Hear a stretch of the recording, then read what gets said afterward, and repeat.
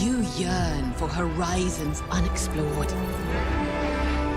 for fellowship and purpose, for a cause worth dying for. To you, we can promise magic.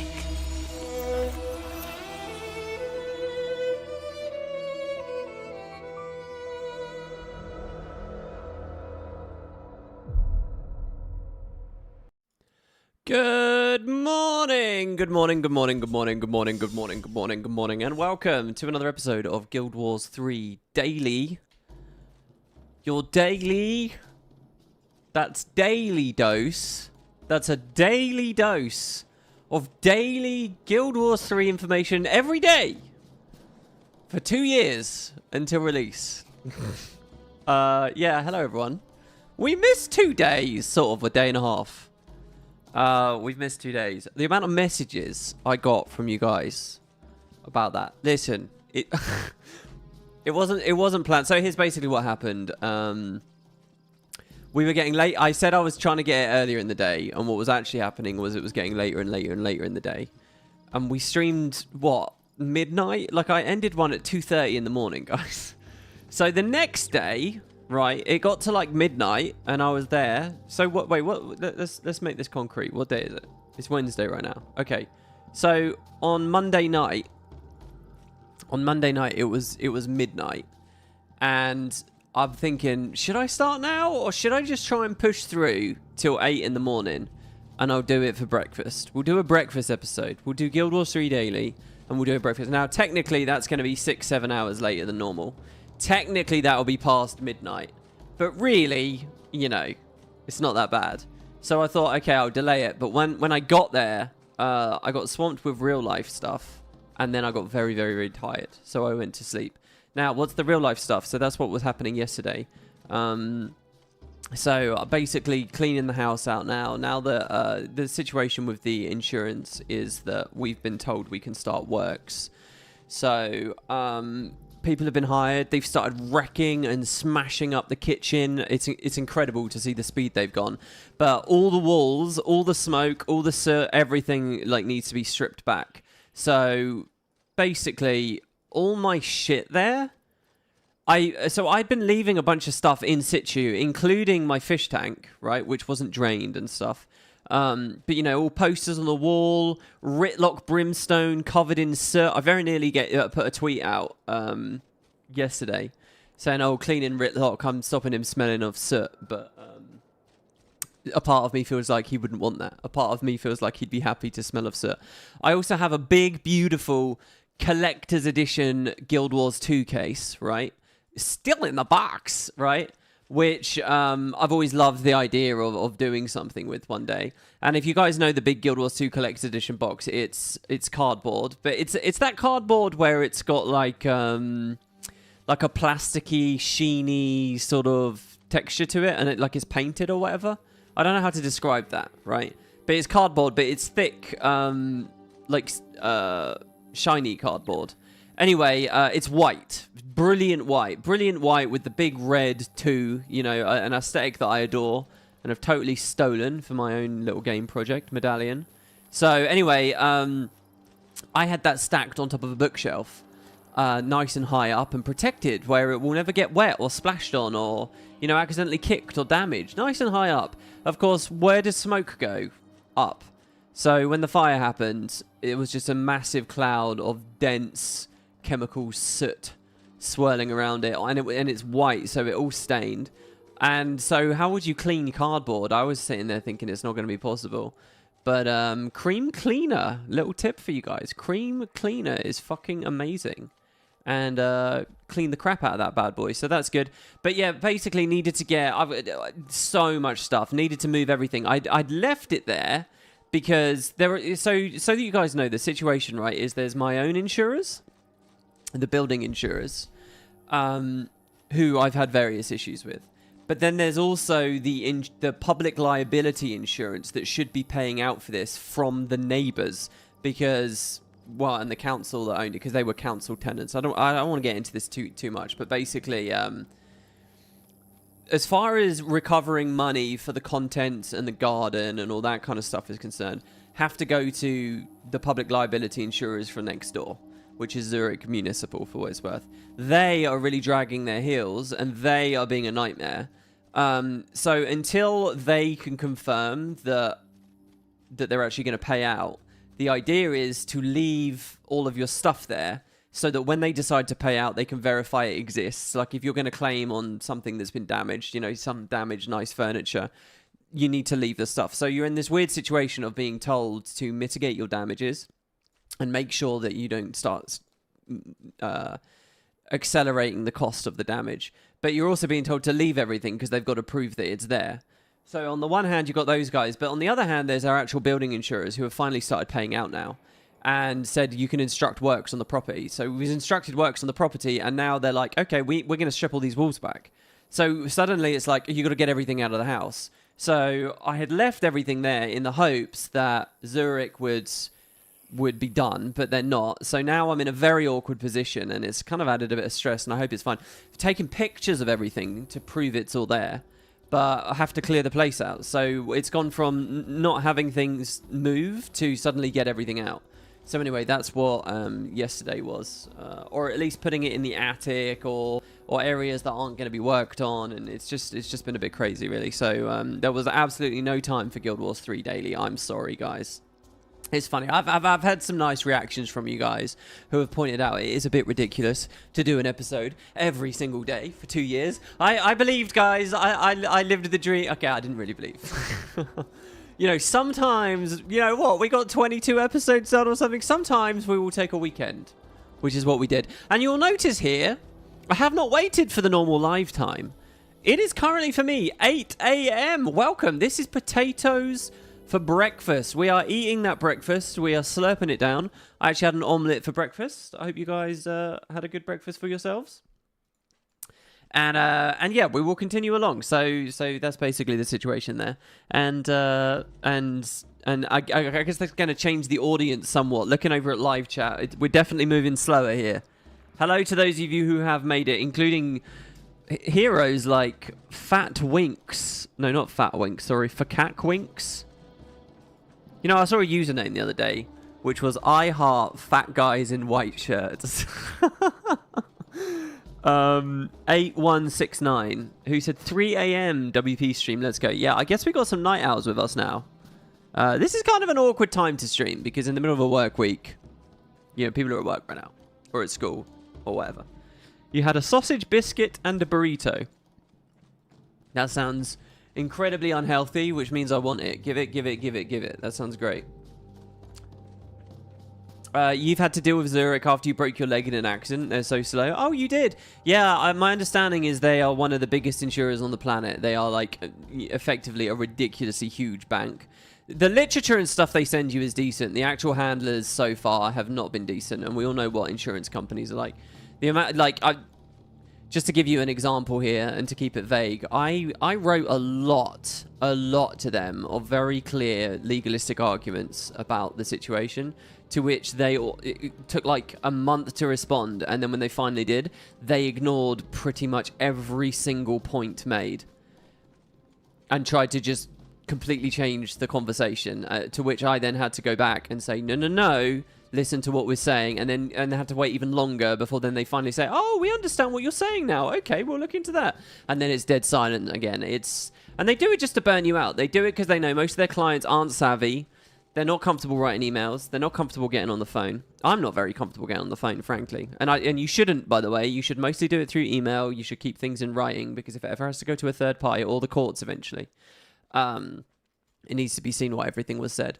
But they just try to burn people out and slow them down, especially when you've gone through a trauma where you've lost your house and you're just... So that's the thing. They're hoping that the subtle hope is they're hoping that you'll just go and throw everything out and not know what's going on, and then they can get you with that later. But so anyway,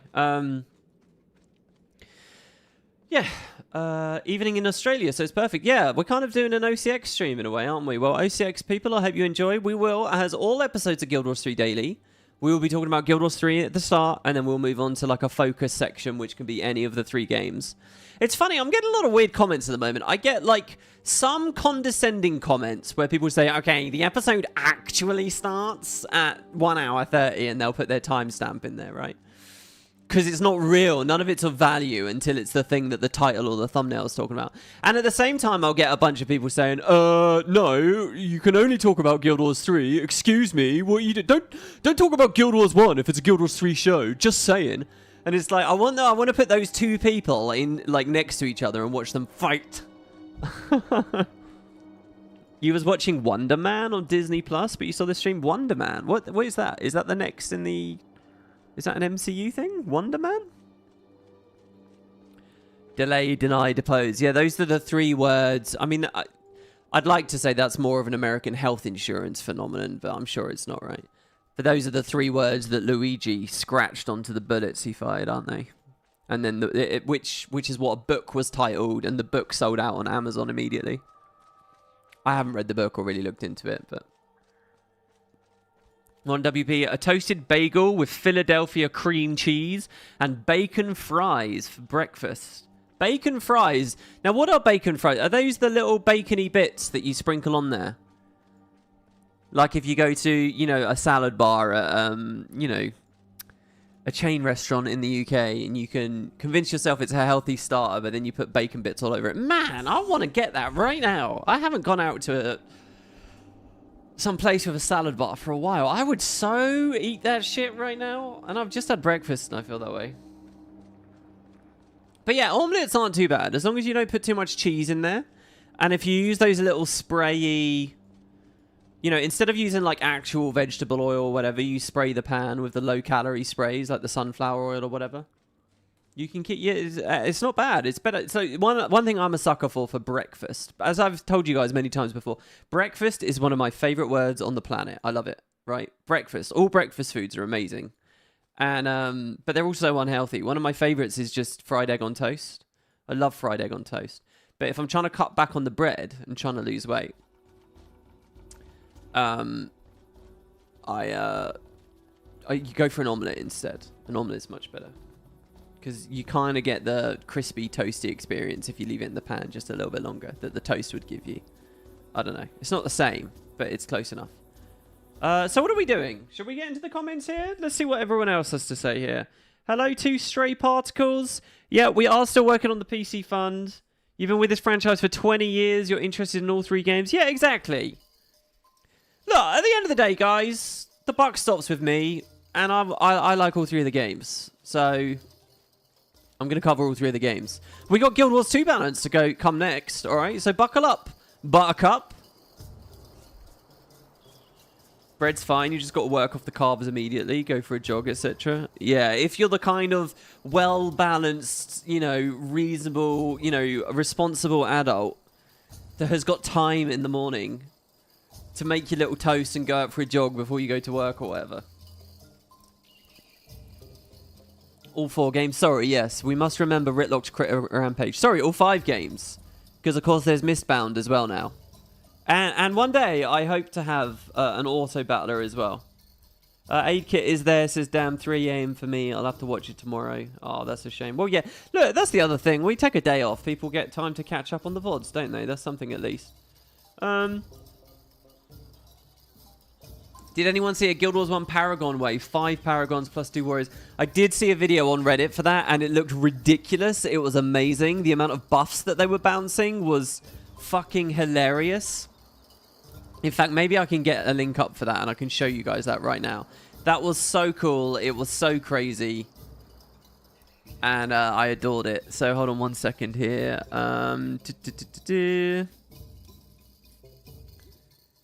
Let's see. Guild Wars... I've got another thought, which I'll actually say just as we're covering it. Oh, apparently there's some kind of developer interview for Mistbound as well, or have I already watched that? That's another bit of news as well that I need to keep in mind. Where is it? Come on. I looked at it literally last night. There's no way it fell off of the... Yeah, here you go. Some guy, new Paragon way. Oh, this is actually a YouTube video. I thought that this was just a Reddit post. Well, I don't know about rehosting other people's content. I'll give you guys I'll bring it up anyway. And I'll give you guys a snippet of it. Look at how insane this is. We obviously haven't read the Paragon balance notes yet. We'll be getting to that in just a moment. So here, let me turn this on. Look at this, guys. Ready? This guy, Lane01, says new Paragon way. And he has an idea for a Paragon comp, right? This is his idea for a Paragon comp. But let's just watch a bit of the footage here. Okay, this is why we don't host other people's content. Okay, sorry about that. If that blew off your ears, sorry, it's not my fault. Blame Lane 900. And he's got a 6-minute video. Definitely go check it out. Just look at the buffs, guys. Look at the buffs. He's even running like Serpent's Quickness here just to spam cooldowns on people. Look at all of these buffs going everywhere. Look at this. He's put every hero up. Now, I will note, okay, he's in the Fissure of Woe. Fair enough, right? And he's in hard mode, so it's tricky. But if you actually look at the footage, his people are getting wrecked. Like, Morgan's dying, Goran's dying, Jin is dying. Morgan gets up and dies again. So, I don't know. But it's a fun idea. It's a fun idea. And just the fact that you can be in Fissure of Woe in hard mode with... Look at all these Paragons. Everyone is at least Paragon primary or secondary, right? Goran and Jorah are both Paragons. Amazing. Just a fun idea. And we'll look at hopefully what the engine is behind that when we get to the patch notes in just a moment. But yeah, that was very, very fun. And sorry, there you go. Hopefully that wakes you guys up a little bit there.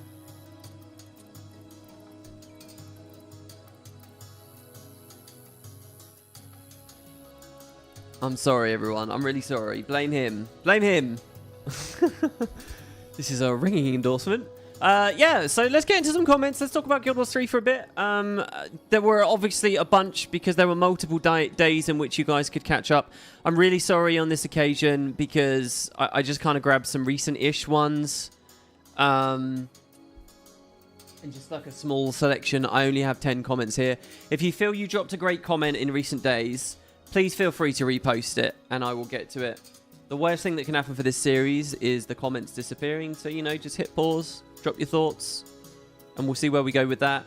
And just another little shout out to people watching all the other series. I have like multiple people going back through the Prophecies series right now. Someone just finished Nightfall and dropped a thank you and said they're off to Eye of the North. I've got people watching ARR stuff. Again, everyone who's watching LPs and dropping thoughts, that's so fun. You know, we have Judy over in the Discord as well, dropping screenshots of fun moments from Zeus too, which I've also been really loving. So anyway, big shout out to all you guys keeping the content going. Turtle Moji says that song gave you 2010 AMV vibe. Yeah, I think that's the thing. What you have to understand when we deal with Guild Wars 1 shit is they're all a bunch of, like, older people now. And that's what video making is to them. It's no commentary, no face cam. Put some footage up with some music. That's it. That's what, you know, and that's what a lot of video games... And that's what I started with, by the way. Little Wooden Potatoes trivia. The very first video on my channel... The very first video... is not the start of the Prophecy series. Before that, I had done a guide to the Char battle plans in Eye of the North. And with that video, I hadn't used my microphone. I was too scared for you to hear my lovely high-pitched voice. I was too afraid. Right? I was too scared. So I used the annotation feature for that. That was in like 2009 I did that. And in 2008, I had done videos before then. The very first videos I did were AMVs for the Costume Brawl, the Costume Arena. Because they were interesting kind of PvP maps and landscapes and places that, you know, didn't come up. Do they still come up at Halloween? Does Costume Brawl still happen in Guild Wars 1 at Halloween? I don't know whether it does. But the skill balance in Costume Brawl was very good. I don't know, to any Reforged devs out there, any successes to the live team? Costume Brawl was genuinely really good. It was like a sealed deck format that was handled a bit better, I would say, even than Codex Arena. And I knew that they didn't exist much, and there weren't many videos, so I had done AMVs. They were like Like the music in the background was like Lost Prophets music. And unfortunately, there's no way I can dig those up for you. Those all got claimed and nuked a long time ago. But yeah, so that was where it's... And before that, I didn't... Before I posted content, I actually got YouTube. The real reason I have this account... I got this account even earlier than that. 2005, maybe? 2006? I don't know. When the website was pretty new. I got it so that I could make music playlists. And I still have those playlists. You guys see all the playlists. I use the playlist, obviously, to organize shit and structure shit on the channel. If you want to go watch my Let's Plays. I had somebody saying, oh, where's this Guild Wars 2 LP in the comments, and someone helped them out the other day. You know, I use playlists. They're all public. I do have a couple of private, unlisted playlists that have got like 200-300 videos in them of like my music tastes as a teenager. And that's why I actually got the website. That was the very start for me. I could technically make them public, but the thing is, out of the 300 videos there, 280 of them are now unlisted, removed, copyright claimed, whatever. Actually seeing like Battle Royale style, which of those music videos has actually survived into the modern era would be quite interesting. But yeah, there you go. There's a little history there, little potato history. Hey, we got a donation. Thank you, Foghorn, for contributing to the PC fund. Every penny that people donate goes to that sweet 3K to try and weather the storm and buy a PC during the RAM apocalypse.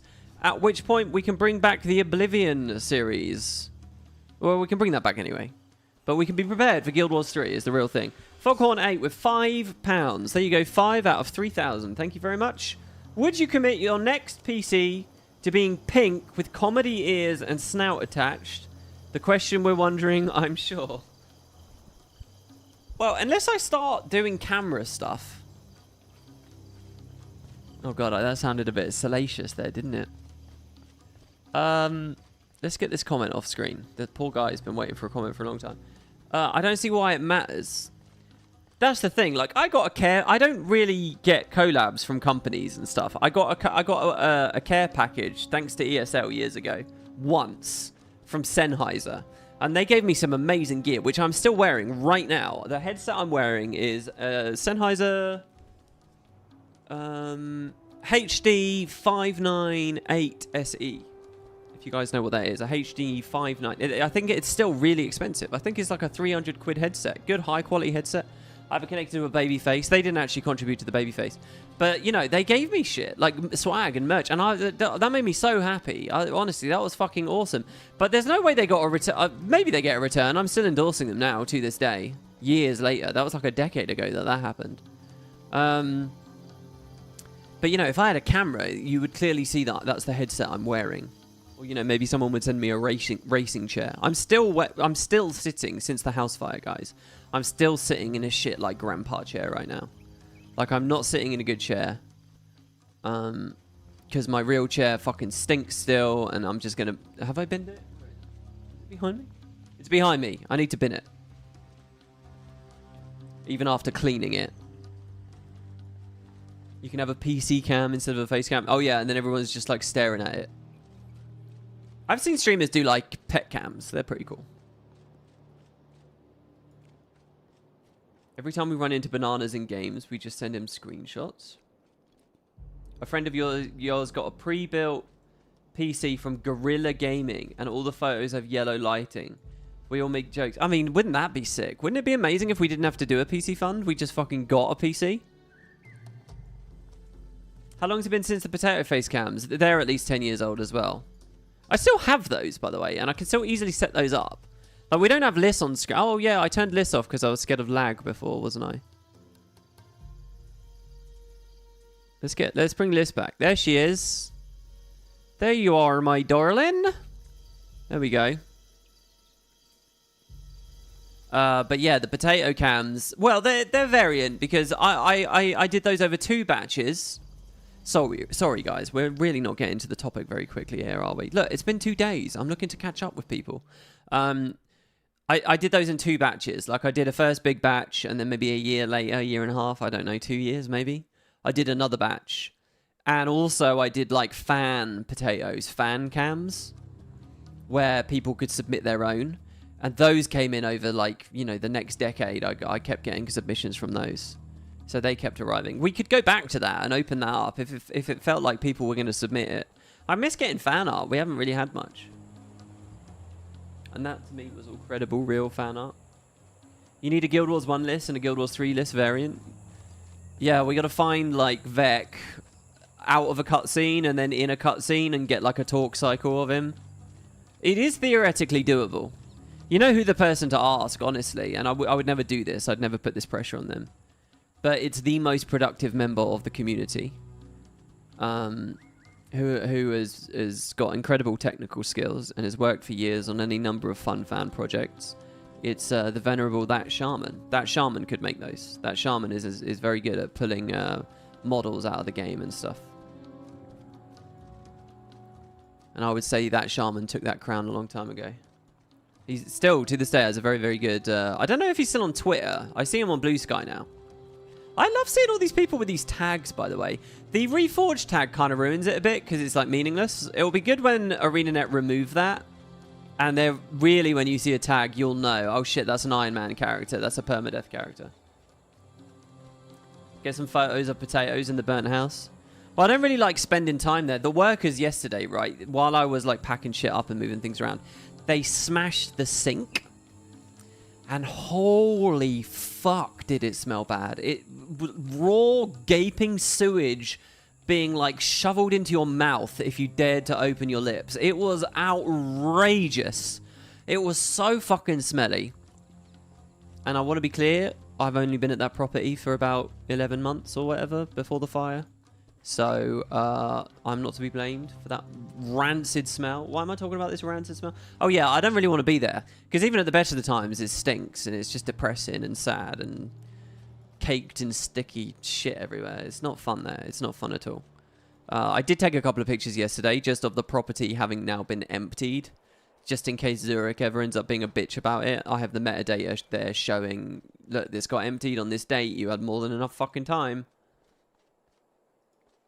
How does he do it? Does he have a video on how to extract assets from the game? Possibly, probably. I don't know. Check it out. Or send him a message. The guy is like... I once... it's his business. I probably shouldn't talk about this. But I once upon a time asked him how he was so productive. And I think he's got a good job where... you know, he's got one of these good jobs where you can work and do a bunch of just fun stuff. Your hobby is something you could really, really dive into. But yeah, he's always been very open and very forthcoming and always responded to things, and he's just a great guy. He's quiet lately. You haven't seen any dating mining of Guild Wars 3 from them? Ooh, yeah, maybe not. Ooh, maybe that's because he doesn't have the client. Not like how we have the client, am I right, guys, with our login screen. I actually saw someone in the live chat earlier just now talking about saying, oh, I've been away from the scene. Sorry that I didn't respond to whoever that was. I've been away from the scene for a while. Is beta only open to invitees? Because they clearly saw the footage and assumed that I was in the beta. And now they're scratching their head, or they've tuned out already, because they're like, this is clearly not Guild Wars 3 footage. You've seen people 3D print models from the game? I always dreamed of Guild Wars 1 taking all of these out and dumping them into a Bethesda game and doing a Bethesda total conversion. So that you could have an Elder Scrolls style single player RPG that told the story of Nightfall. Oh, I still love that thought. I fucking love that idea. And I would rewrite... Nightfall's already pretty good. I would write it even better. I'd give you even more questing and even more dialogue between the heroes. Oh. And in terms of just giving you the world and the exploration, I'd just like literally just data mine the models, run it through some kind of converter. I'm sure that can be done. And then just dump it into a Bethesda engine. I'm sure that's easy. I'm sure that would just take a weekend, right? That's not a couple of years long project. It could have been done though. If Nerim can exist, Guild Wars Nightfall can exist. He's quite good about not spoiling things. Well, I think he became prominent enough that at some point he certainly would have had backdoor conversations with Arenanet about doing it ethically and stuff. And he's always been ethical, so... Foghorn! Again, Foghorn twice! Thank you, Foghorn. Foghorn is the generous one in this time slot, it seems. Another £5. Okay, a real question. Are there any Risen Ore characters you're looking forward to Potentially seeing in Guild Wars 3, you're hoping to see the cruel Prince Al-Hazred. Let's remind ourselves of Al-Hazred's lore. Is he the tomb that you go to? No, he's a boss, isn't he? Prince Al... I remember Traherne talking about him. You've spelled his name wrong, but hopefully Wiki can figure out. Yeah, Al-Hazred. He's a former Prince of Or, turned into a risen minion of Zaitan. He's extremely cruel. We know about him. Okay, apparently in Lovecraft's works, that's a guy, Abdul Al-Hazred. He's the author of the Necronomicon. That's in Lovecraft stuff. Yeah, it's in the personal story. Further into Or, that's like the unified link before you choose which faction you do. Yeah, and you just kind of kill him generically. Traherne talks about him. Yeah, I don't know. That could be fun. I'm looking forward to the giants. Honestly, I want to see the giants. I want to see the weird, ethereal, big, walking giant characters. If Arenanet cop out and they're like Jotun-sized, I'll be disappointed. I want to see big, weird-looking giants there. That's one thing that I want. There are lots of characters I like as well, but they're from other eras of Or. Like, I'd say King Razor, right? But that's years and years and years later. There's thousands of years that, you know... So just not to expect a character like that. But I'm going to say that the giants. And maybe Lupicus. Like if there's a farm of Lupies in there. There's actually a million really interesting things about lore in Or. And I want to do another like spotlight section video about lore. You know, we did the timeline one. I want to do another one which is just all the fun things that we could talk about in that nation. I think that'd be really cool. I feel very dizzy at the moment. I don't know why. Let's get into the comments now. Thanks, guys. Here we go. There's a bit with the live chat. Moving on into the YouTube comment section. Lots more Guild Wars 3 chit-chat here. First of all, we got Juicy Fruit. Juicy Fruit. That's a song, isn't it? The Destiny 2 comparison to Season 1 isn't remotely close. So this is just rounding out a bit of what we were talking about before. Because I was curious. Is it the same? Apparently, it's not remotely close. Sunsetting the Red War story in Destiny 2. That was more like Arenanet deleting all of the maps from Lion's Arch to Cursed Shore, including Ara, plus the Silver Wastes, and Drytop. And the only way to play them was by going to a random NPC and watching a cutscene. New players in Destiny 2 were like people going into Heart of Thorns, not knowing any of the characters or what an Elder Dragon is. Fascinating. I'm fascinated by that. I don't know what the Red War is. I'm fascinated on multiple levels with this comment. One, because it's funny, because that is how we experienced Season 1, right? For a long time, just with a cutscene or a YouTube video. And look, I'll openly admit, right, I was a beneficiary to a certain thing. All right. Many of us will wag our fingers now and say, it was never good that there was no Season 1. I know you. I'm looking at you in the live chat right now. You're all sitting there smugly saying to yourself, yeah, they never should have added they never should have removed Season 1. Of course they re-added it. That's how you all feel. You're all sitting there. You're all glowing. But I know better. I know that for years and years and years, huge swathes of this community, of these players, buried their heads in the sand about Season 1 and kicked off if you suggested it should be re-added. I would do streams. I remember doing a stream when I was in Siren's Landing. A little insight into me. A lot of the time when I get into like hot topics, I end up feeling really bad, and I don't like doing streams, and I don't like making videos, and I reflect very poorly on it, and I don't like the stress, right? I get very stressed out. And I still, one of these moments, I remember very clearly, I was on the topic of Season 1 and how important it was to bring Season 1 back into the game.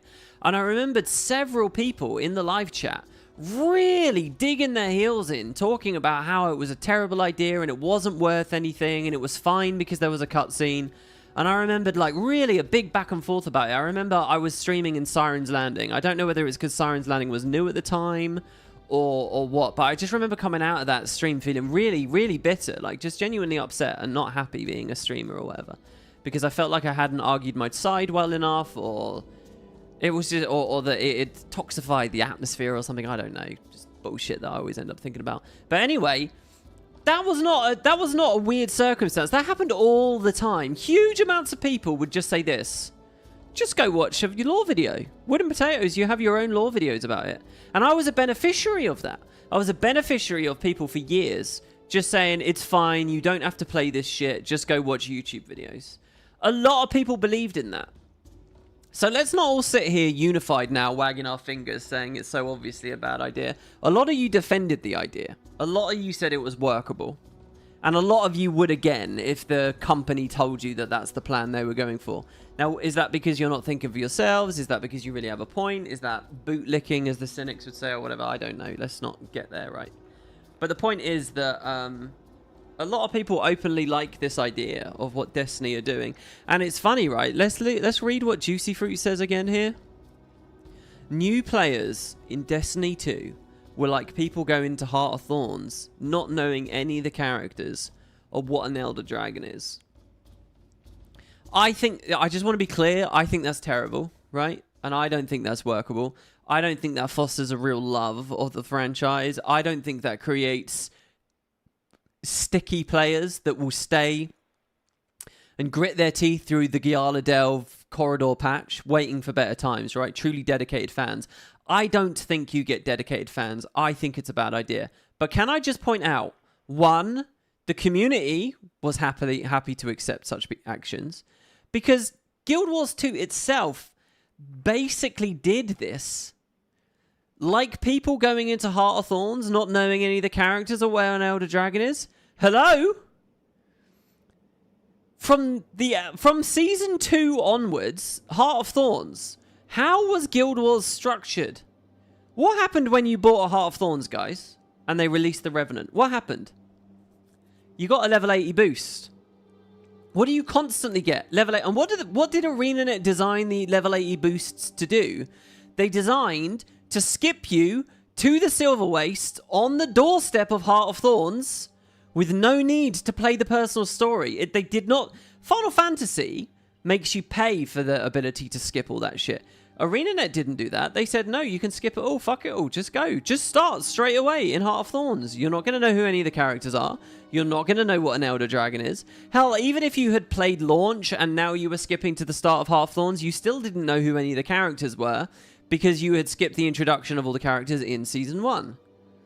And yeah, Air was there for a bit, but then she fucking dies. And the rest of them are just sort of jangled in front of you and used as objectives rather than, you know, functional parts of the story.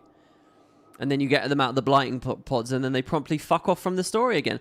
Arenanet themselves and huge amounts of the community all believed in this. So what does that tell me? And I think they were all wrong. I think that you need to make people play the whole way through. I think Final Fantasy XIV is better for forcing people to play through the dog shit that is ARR. On balance, I think it is better for doing that. And if people want to skip it, make them pay for the privilege. That is honestly how I feel about it. I don't believe in this. Like, there was a big thing in Season 1 about, oh, you know, if you play the Season 1 content, you don't have to level up. We'll just scale you to level 80.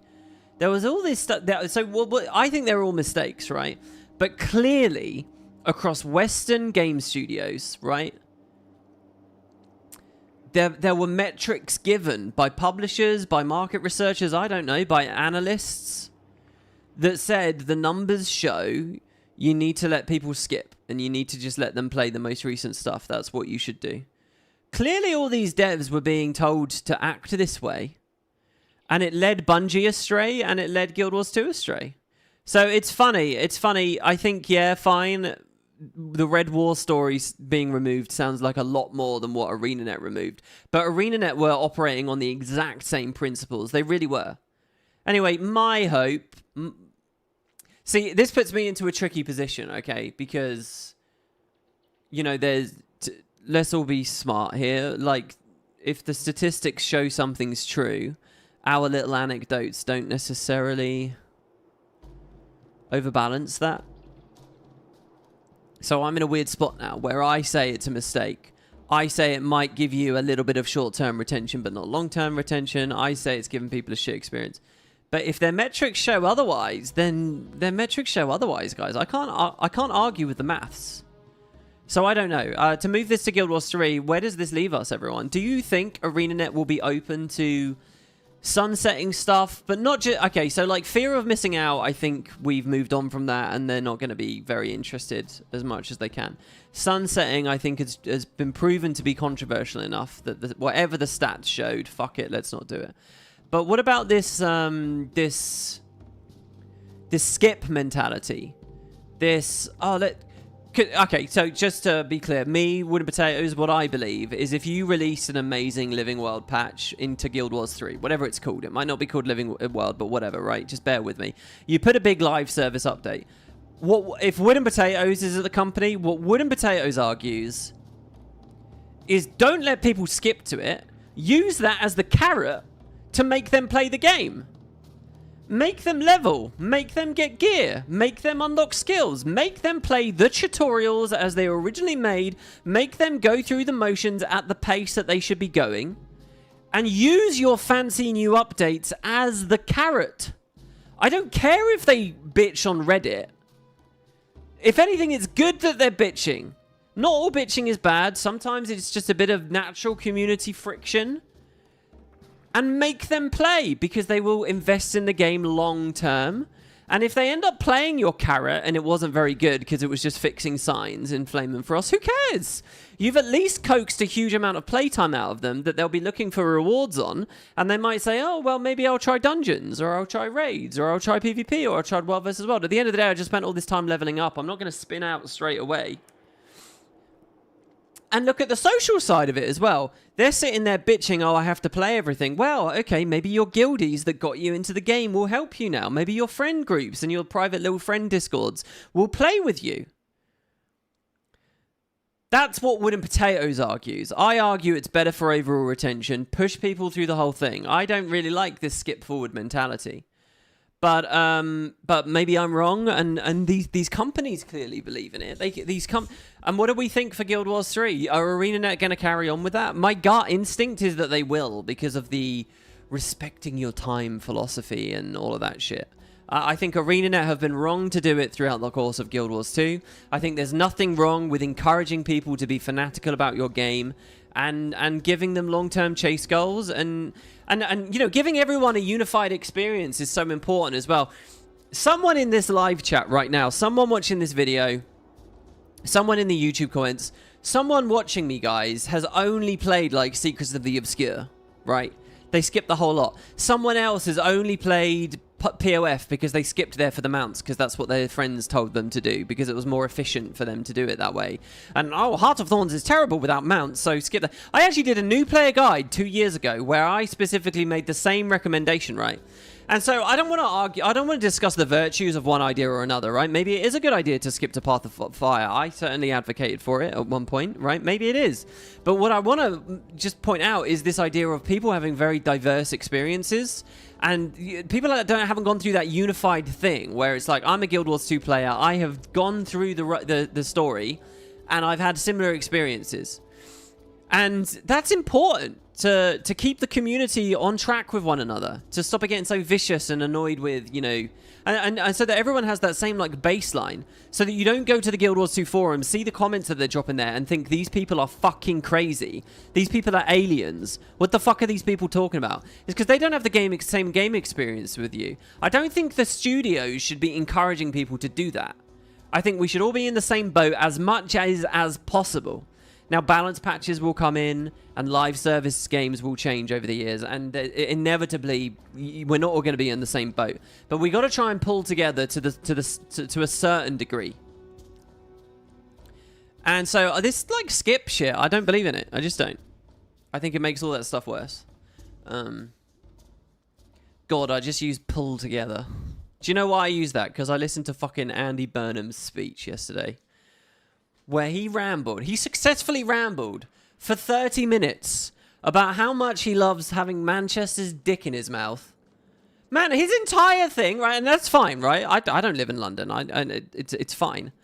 The idea of decentralization is fine, whatever, right? And he's speaking to large chunks of the electorate so that he doesn't look like a usurper or whatever, fine. But I don't care about decentralization that much. There are so many things I really care about, and still, What? You're telling me all radical new politicians are coming in? They're going to change the way they're going to... Well, you need to fucking talk about other things then. Decentralization is not something... You're suddenly banging on about decentralization is not going to suddenly kill reform in its crib. Anyway, sorry, let's move on. That's definitely not about Guild Wars 3. Let's move on. It's 8 a.m. We've just eaten an omelette. We're happy. We're happy. Anyway. Bella Della Tour. I'm glad to see you switch into other parts of the Guild Wars franchise to keep the daily videos going. Thank you very much. Well, we missed 2 days. Does that mean I have to rename it now, guys? I mean, of course not, right? It's a daily series, but every now and then there may be a weekend. There really isn't enough Guild Wars 3 content to keep it going on its own, and at some point we will hit pure fantasy levels of speculation. Okay, can I just stop you there? So... I think there is a lot you could talk about. I could do an entire video just on that one talking point we just talked about, the skip mentality, everyone putting together. You could, that's a fun Guild Wars 3 topic. You know, it just so happens that at the moment we're doing 1,000 topics per episode, and we don't have to keep that status quo. I'm actually trying to get these a bit shorter, to be honest, guys. Anyway, but I read so many comments, and I want to showcase them because they'll get lost otherwise, and they're cool ideas, and you guys have cool ideas, and I want to talk about it, so fuck it. But yeah, fantasy levels of speculation is fine. One thing I don't agree with, and you've never seen me do, and I'm not trying to throw shade here, but is zombie-like keeping shows going when they really have nothing to say because you feel obligated to, because you're just basically view farming or whatever. That, I think, is... listen, if Guild Wars 3 Daily does get to that point, and it's not even, like, in a fun, memey way, I would can it. I think you're much more likely to do that in, like, at a game that's already out, though, because it's not really about speculation. It's just, hey, let's bitch about raids! Woo! Same conversation again. And then next week, let's have the same conversation again. And then next week. That fucking flays my soul, and I get very, very annoyed with that, so I try not to do that. This is going to sound terrible, because we're going to do it 1,000,000 times across this Guild Wars 3 Daily, but there you go. I've been trying to get into Guild Wars 1. Okay, so here's the real question. I've been trying to get into Guild Wars 1, but I have to admit, the sheer amount of buildcraft is making me apprehensive. But hopefully I'll learn and I'll get over it. After all, Guild Wars 2 has a lot for its buildcraft, even if the meta rules over-design so often. So I just want you to know, Guild Wars 1's a pretty simplistic game. As you can see, we're playing it right now. It's really not that crazy. So don't be intimidated at all. So last year, I did a Path of Exile 2 Let's Play, right? That's what modern games that are internet integrated get to in terms of complexity. That's a complex game. That entire Let's Play, I don't know who's around that was watching that, was me asking questions the entire time. How do I do this? How do I do this? How do I do this? How do I do it? Just because, and the mechanics kept coming, and the features kept coming, and it just kept things fresh the whole time. And that's a game that I just picked up and I just winged it, and I just went and I played. Guild Wars 1 is designed... Okay, point one is it's way more simple than those other games. Don't worry about it. It's way more simple. Guild Wars 1 fans will go on about, oh, over 1,000 skills and shit, but at the end of the day, the number of permutations, it's 8 skills, right? Once you learn a couple of the rules, a lot of it becomes very obvious. Huge amounts of it, you're not even build tinkering, to be honest, because the meta's bad. Upgrade components and stuff. Guild Wars 2, I honestly would say, is more complex with this buildcraft. I honestly would say that. So it's not that complex. Secondly, it's designed expecting you to learn and pick it up on your own. The only one that is bad is Nightfall. Nightfall has a terrible learning curve because not only are you learning your own class and all your own skills, the game is actively dumping all the other professions on you all at once via the heroes. And it will be very overwhelming. Nightfall is a bad pick for a new player. It's the best game, and it's got the best story and the best pacing. But it's a bad pick for a new player. Just play Prophecies. Honestly, Prophecies, you get the one profession, and then your secondary, and you're not going to change your secondary for hours and hours and hours and hours, not all the way till the Crystal Desert. You slowly meet new skill trainers, you slowly unlock new skills through quests. Just play it. You don't... My advice to you is to not get bogged down in the internet. Don't get bogged down on, like, the balance video that I did last time and this one we're about to jump into. You don't need to know all that shit. Okay, and then point 3 is this as well, because you don't need to know it. It's fundamentally quite an easy game. It's not as easy as Guild Wars 2, but it is made to be beaten. My advice to 2 weeks and to Arenanet with the Reforged project is actually just to look at the henchman builds to help new players out. There are a couple of traps with henchmen, like some henchmen are dog shit and make the missions way harder, especially in prophecies. And that's something that 2 weeks can fix just by looking at their bars and the AI for how the AI utilizes those bars. And they can easily shore that up. That's what they should be looking at. I think they might have done a couple of patches for the henchman builds recently as well. But honestly, for you as a new player, don't worry about it. It's not that complex. Just play the game. You don't need to... So that third point I'm trying to make is that you don't need to hit the meta. You don't need to understand what everyone's talking about with all this other shit for 99% of the game time. All the story, all the gameplay, it's only like particular hard mode missions and particular hard mode vanquishes and being in Underworld, Fissure of Woe, Domain of Anguish, where a lot of that meta stuff really starts to... And you'll just feel your own natural inclination to lead towards that. I just want to make that loud and clear. Guild Wars 1 is an easy game. You can pick it up as a casual. You don't need to listen to a single nerd tell you how to do a single fucking thing. You can run the craziest, wackiest builds, and you will beat it, and you'll be fine. Do not worry about it. I say that to everyone, especially those who want to try it on mobile and stuff. Just get in there and play it, guys. The hardest thing about it is getting over the art style and the dated graphics.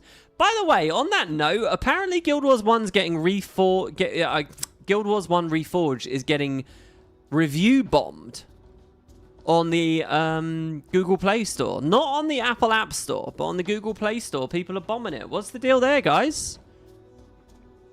Anyone want to drop a comment for that and tell me what the story is there?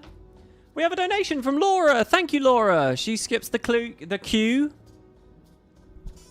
When Guild Wars 3 was first announced and they talked about how they will support the games for the next 15 years, you immediately thought that Guild Wars WP has job security for 15 years.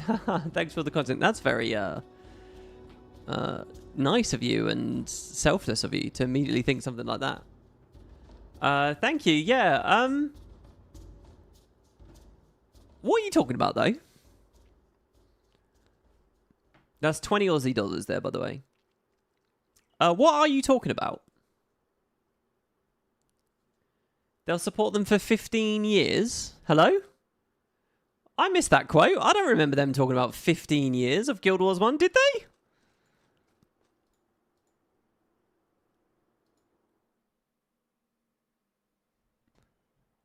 That seems odd to me, because 15 years sounds like too much and too little all at the same time.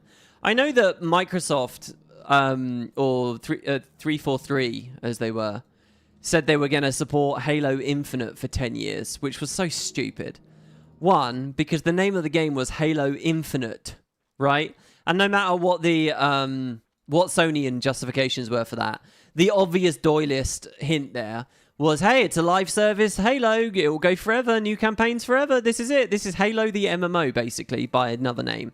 That's what the whole point was. But then to come out and just say 10 years was pretty fucking stupid. I know that Bungie said 10 years originally with Destiny, and they actually beat it. But when Halo Infinite never really made the 10 years, people just talked, you know, because it's such a high amount of time. That's a crazy amount of money and investment that you're thinking about, right? From a business standpoint. That's crazy to just tell your community. Just leave it open-ended. As long as people are playing your game, make shit for your game. That's it. You don't need to put an actual, like, year deadline on it.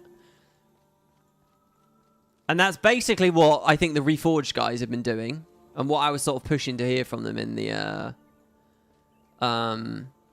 interview I did. By the way, I have a weird thing with the game. The enter mission button. Let's go to another mission. I have a weird thing where I expect to be able to move the party window and it will move the enter mission button with it.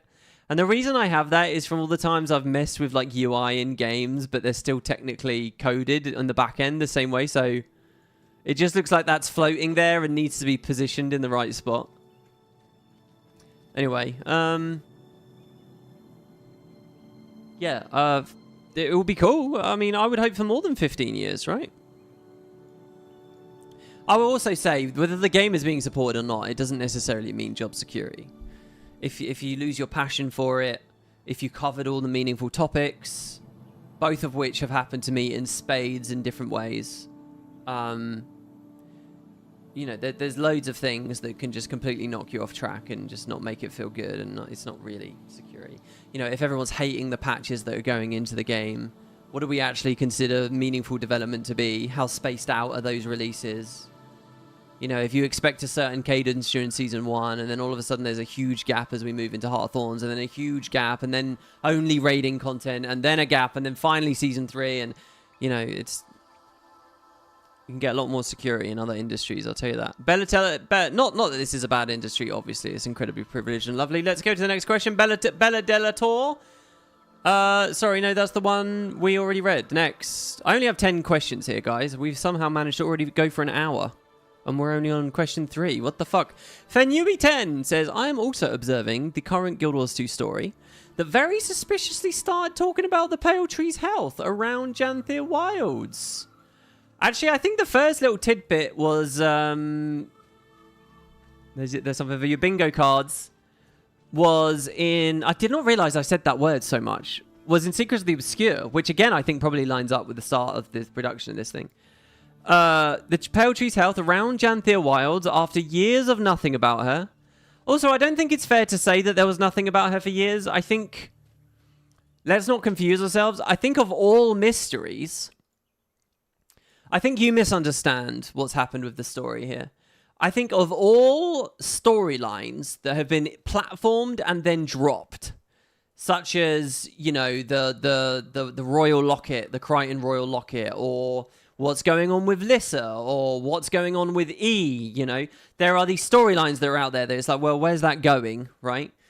The Pale Tree is one such storyline, except the difference with the Pale Tree one, of all of them, is that's the one I would say Arenanet actually have continued to talk about and probe and remind us of. But what has happened in them doing that is by reminding the more casual fans of it at a regular basis. Because of that, there's been this thing where we've talked about it more, and it feels like, and it's got this reputation now as the thing that they dropped, when actually it's the thing that they've remembered more than anything else. It's just that the actual plot beat, no major beats have happened, right? But they've talked about it a lot, which is far more we can say than they've done for many of these other things, which have had neither plot beats nor development at all, you know, or even been platformed. So I think that's the thing. I think the Pale Tree story and the writing about the Pale Tree story gets kind of a worse rap than some of these other topics. And it's ironic because it's Arenanet reminding you of it. Anyway, so yeah, you say after years of nothing about her. That I don't think that's true. I think there has been years about her. It's just it hasn't been going anywhere. And maybe that feels bad, but I disagree. I think it's very good that they keep replatforming it. And I want to see... I would have loved that they keep the E mystery fresh in our minds and shit like that as well. Who does get platformed sometimes, just less. Anyway, that's my gut reaction to that. And now they plan to make a map in Ore again. The place the Sylvari have been regrowing for years. Exactly, right? So, like, that's the thing. Like, Season 3. I think we'll find something concerning the Sylvari that help save the Pale Tree right there, and it will tie into Guild Wars 3. That's interesting. I don't think that they're going to save the dead tree in Ore, but I think they will discover one. I think they'll discover a dead tree in Ore. And I think what would be amazing, I don't know how Arenanet, are you up for this? I think it could be an incredible press beat to do a patch in Guild Wars 2 where a dead tree is discovered in Ore, and boom, right at that moment, new playable race announcement for Guild Wars 3, right? To actually tie those two things together, to create a big hype moment where they reveal the Sylvari will be playable in Guild Wars 3, and it goes into this plot beat actually in game. It'll be very reminiscent to you know, the end of season 2, actually, right? Where you get all these big story beats and then boom, there's an expansion announcement, right? And they all come together and it all ties together. That shit's amazing, and that really gets people excited. That gets all the community on board at once. So I think they could pull that off. It would take a lot logistically for them, but that would be fun, right? And I think, but yeah, I don't know that they'll tend to that tree. Like you just said yourself, we've got our own tree to heal. Oh, sorry. Yeah, so I don't know. Unless you were suggesting that something about what we find in ore will help us cure our own pale tree, maybe. Maybe if that's the story they go with, that the dead Orion tree helps fix the modern Caledon pale tree, that there'll be some kind of symbiosis between them and we'll get weird flashbacks to Guild Wars 3 within Guild Wars 2. I don't know. There's so many things they could do by keeping the timelines unified, if that's the route that they go, and developing both games. Oh, look who it is again. It's the Muff Diver. Welcome back. He says... By the way, I've only just realised his name is Rank 1, as in he's the best at it. He's the Cunnilingus God, right? That's his name. I read the word rank much more grossly. Why I was giggling to it, and I thought it was such an obscene name, is I interpreted the word rank as, like, gross, as, like, you know, like, disgusting. And he was the one doing it. I don't know. That's why I was giggling to that name the other day. Anyway, what does he have to say this time? He has another good comment. I believe the Conjure Phantasm update is primarily addressing early game Mesmer in Prophecies, which you haven't played for a while, tends to be very slow. I wouldn't call it a nothing burger from a game perspective, where skill variety for Mesmer is limited, and it's one of the few abilities on your bar. I oftentimes completely ignored the ability due to its high energy cost and its abysmal damage early, preferring to auto-attack and rely on empathy. Giving it that extra 2 seconds on the lower end vastly improves its usefulness when considering it costs a third of your energy bar. Yeah, I agree and I disagree. Just so that you know, Conjure Phantasm is like Guild Wars 1, Conjure Phantasm with the purple face is probably the most nostalgic skill for me in the game. Because I very first played this, when I joined this game in Guild Wars 1, I was a Mesmer, and the first skill they give you that does any damage, I'm pretty sure, is Conjure Phantasm. There's just something about unlocking that illusion spell, right? I also loved Backfire because you get that in pre, right? And Empathy, I think you get that in pre. And Backfire was a fuck ton of damage. Backfire is still one of my favorite skills in the game. But Conjure Phantasm was so cool because as a Mesmer, you know, it turned the hex bar pink. It wasn't just like something bleeding. It was like, and the skill icon itself was pink, so it all kind of matched. And the degeneration felt really good. So look, believe me, I get it. Conjure Phantasm is a huge part of being an early game Mesmer before you have all the meta-defining skills. And you're right, Mesmers in Guild Wars 1 are very limited in PvE because all of the energy denial stuff doesn't really feel good. The interrupt stuff doesn't really feel very good. The Signet stuff often doesn't feel very good, though. And early on, certainly not, you know. And Keystone builds I would associate more as just good for the AI more than anything. But, yeah, I get it. Like, Conjure Phantasm is a big deal. I do disagree with you a little bit there, though. You're saying it has abysmal damage early. It doesn't. I guess it depends on what you think early means, but the truth is, degeneration skills are only fun early. When you're fighting targets whose max health is like 100 to 200, degeneration feels really good. But once you're fighting targets that have more health than that, degeneration feels terrible, and the time to kill is way too low. That's why I asked Arenanet in the Reforged interview about some kind of pip improvement. If you could stack more pips of degen, you could run degen comps. That would be so fun! You could go way harder with, like, Condi comps. And Arenanet, you know how fun Condi stacking is and Condi comps are. You've embraced them as a big part of Guild Wars 2. They could be a part of Guild Wars 1 if they look at pips and increase the pip stack. Oh, it could be so good. And then you could run Conjure Phantasm and Conjure Nightmare, and you know, that's a huge part of illusion magic. So I hope to see that one day. But yeah, you're right. Now it will be even more potent for a bit longer. It will curve a bit longer, I suppose. As you go through those early Prophecies experiences. Still doesn't mean much until the pip. Unless, I say until as though it's a foregone conclusion, and it's not, is it? But unless the pip threshold one day hopefully goes up. And I believe, I want to see it. Zycaria here has a comment from yesterday. Specifically Guild Wars 3 here. Hey WP. I was wondering if the idea of a Melange's Accord / Iron Man mode for both either Guild Wars 2 and Guild Wars 3 would be something that excites you. I think for Guild Wars 3 it makes perfect sense if we're going to be interacting heavily with the 6. There may offer more challenges, not just limited to Melandru and Doom, maybe Grinth. Personally, I think adding new ways for the player to interact with the game could be really cool.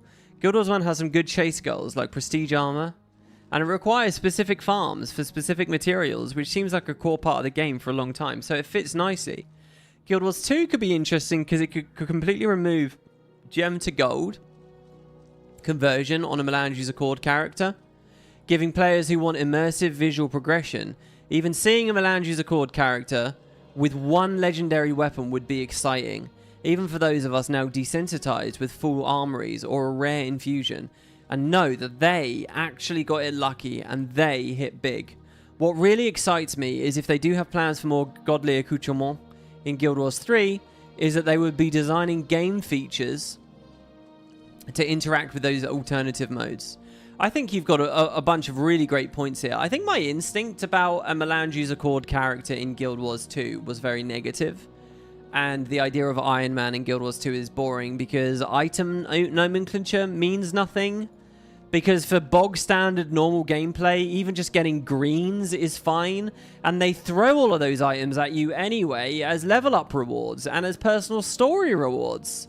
So who gives a fuck about Iron Man in that game? They give you it all. The game can be beat. I mean, Christ, the personal story can be beaten without using any skills.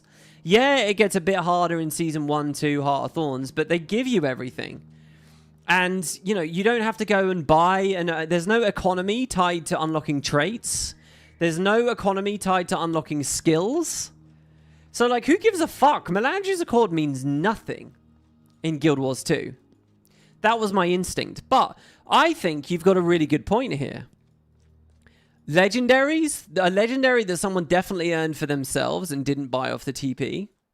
Yeah, that's exciting. Though, to be fair, do we really get that thrilled and titillated when we see someone with a Gen 2 legendary? Because a lot of it just comes down to cash, which we then assume that they got with a credit card. So, no, I think you changed my mind. My gut instinct was it's not that exciting, but I think you've changed my mind. I think these are all brilliant points that if it got rid of gem conversions, the only way a Melange and any trade, you know, they're not able to get it off of bots or third-party gold sellers and shit like that. Yeah, it would be really exciting, right? And if there were enough players in the community that then mega servers could push you all together, just like we were talking about how getting all role players pushed together, that would be sick. And you're right, that would really rein in the aesthetic.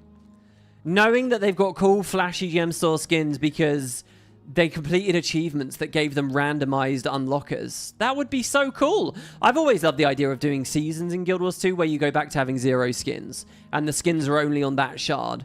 But personal story rewards give you random unlockers and stuff, so you get random Black Lion weapons, and that would be really exciting. That would be like when you hit your birthday present in Guild Wars 1 and you get a random mini, or you get that shit, and seeing everyone else get those. You're damn right you'd be excited about the capes and the minis and all the thousands and thousands and thousands of skins that they've added when it's now really refined. I've always loved that idea. And you've kind of done that there with the Melange's Accord thing. You've kind of created that sense. So, yeah, I think that's beautiful. And lastly, yeah, I think if they had that in Guild Wars 1 and 2, there's no way they wouldn't want to do it in Guild Wars 3. I'm a big believer in seasons. I'm a big believer in, you know, taking that shit away. So, yeah, I'd go for it. I'd even make a character. DX ELM 780. Oh, some people are having issues with the stream where it's buffering. Are you really? I'm having 0 issues streaming it. I'm having no issues at all. So maybe it's the time zone. I don't know. DXELM780 says, on card art, I'm mainly an audio listener, so I'll have to check them out later, talking about Reforged, Mistbound. But I hope they will go a similar route for Legends of Runeterra, where at any moment I could click on a card, get the full art. But Riot also contracted studios for full sets worth of art, so we'll see how they do. I see no reason why Arenanet can't contract people out for those, right? I believe Blizzard do the same, and I believe I've seen people bitching on the subreddit about Hearthstone sets that don't look good. But whatever, you know. On Auto Battler, I love them, but there'd be two major pits to jump over for a Guild Wars Auto Battler. First, all major Auto Battlers that survive till now get regular updates to keep them fresh. Secondly, it would need to be unique enough to stand out against those already set in the market. But that's only if Arenanet would plan for it to be a popular mainstay. If the aim was a smaller game for the current player base, it should be doable relatively easily, I hope. Yeah, so that's... You're kind of touching on a big topic there. What's wrong with making a game that can be successful for the current player base? And then a bit, you know, that just pushes the boundaries a bit. Isn't that expensive? And isn't that much overhead? And just puts us a little bit further. Gets us some new people. Gets us some new marketing. Expands the horizons somewhat. What's wrong with a game like that? Why does every live service game have to be a blockbuster? Why, you know, shake up the whole industry? As a Guild Wars fan, I would be perfectly happy with a medium successful card game, which is probably what Mistbound will be. I will be happy with a medium successful auto battler, as long as it's enough to have a player base there for the matchmaking, and the occasional new sets when it starts to get a bit dry and old. And that does not have to happen that much, by the way, because Christ, Guild Wars 1 can prove that. So there you go. And on that note, I think there's something really important 2 weeks need to do with their communication, right? I think they need to sit the Guild Wars 1 community down. I think they need and point in their face and wag their finger in their face, and they need to say, look, Guild Wars 1 community, you just went 20 years without any balance patches. 20 years. We've given you a couple. I don't want to see you bitching now that they slow down. All right? If we want to spend months between each patch, we're going to spend months. Clearly, it doesn't matter. Clearly, you can wait. All right?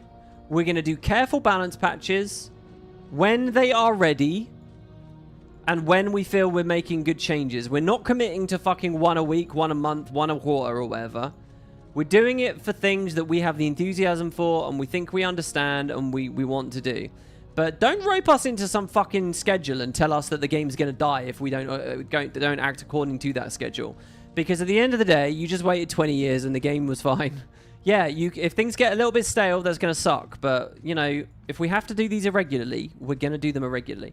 I think it would be very important for them to say that to the community.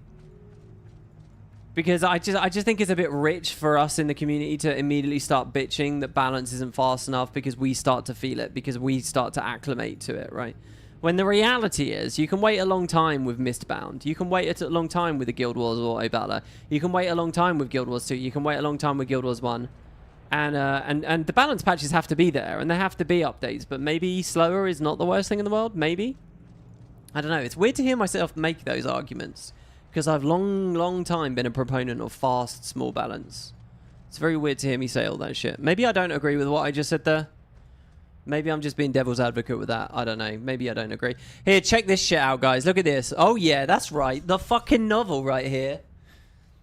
I actually had to scroll out quite a lot to fit this all on the screen. This is possibly, can I just say, the Mormonator channel? I guess they cover various Mormon topics. You might have just taken the crown of the largest wall of text I've ever showcased in a video, ever. And this is a channel that's done a lot of Q&A. You wake up early because of your friend from Switzerland, unexpected WP. Well, there you go. So, oh yeah, that's another thing. By the way, guys, the other reason why I'm doing this for breakfast and I had to stop the late night streams is I know you've heard me bitch about it a few times and it doesn't matter because it's not your life, but I do not want to fuck off my neighbors, right? My new neighbors in this new property. And I cannot daily be shouting and screaming and ranting about whatever the fuck we end up shouting and screaming and ranting about at 2:30 in the morning. I cannot do it. I don't care how thick these walls might or might not be. It's not right. I had to get it earlier, and it seemed smarter to push round to the morning. Sorry, I should have talked about that at the start. Anyway, yeah, not to say that people haven't dropped longer comments. They certainly have, but I usually split them into multiple screenshots. Here I've just gone with a big old wall of text. All right. Well, I'm only like 10 days behind live, but I don't mind chucking around ideas to chew on. I think a lot of the comments I read in this video are, quite frankly, LARPing. Uh-oh.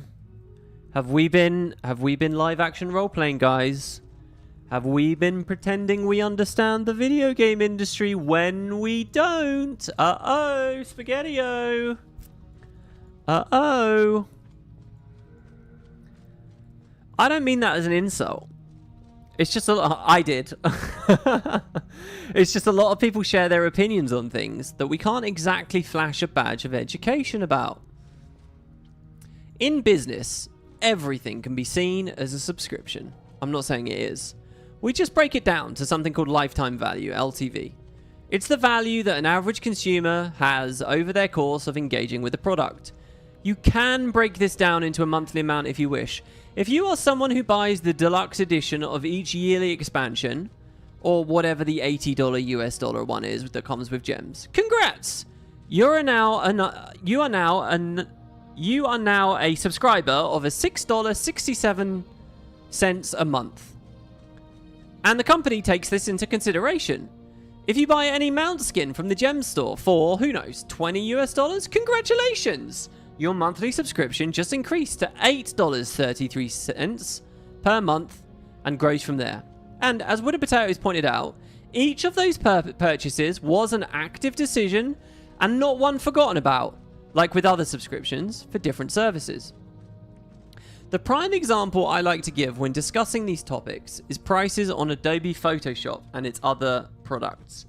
Before swapping to subscription-based models, you used to be able to purchase the entire software package up front, and you can always tell when it's a high quality comment, right? Isn't it, guys? This Mormon guy is giving us a high quality comment here. You can feel it, can't you? The prime example I like to give when discussing these topics on prices is Adobe Photoshop and its other products. Before swapping to subscription-based models, you used to be able to purchase the entire software package up front, and you only had to pay once. For some things, like Photoshop, it would be something like $600 to $700 US dollars. Or you could get the entire package for like $2,500. All you did here was pay for your entire lifetime value up front. They don't care that they sold you a lifetime license to a piece of software because they got its value right out up front, whatever cost they would need to charge us monthly. The reason I like buying boxes or expansions or whatever you'd like to call this model is because I know that I won't have to pay a subscription during my downtime. I like my slop boxes.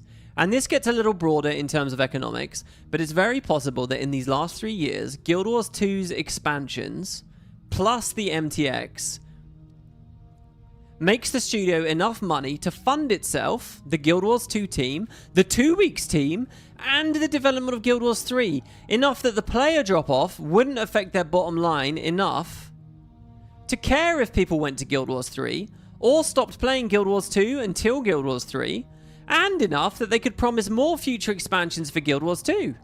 As much as Arenanet can drop the ball in some places, I have to give them a little credit where it's due, that maybe they're not making each of these decisions blindly.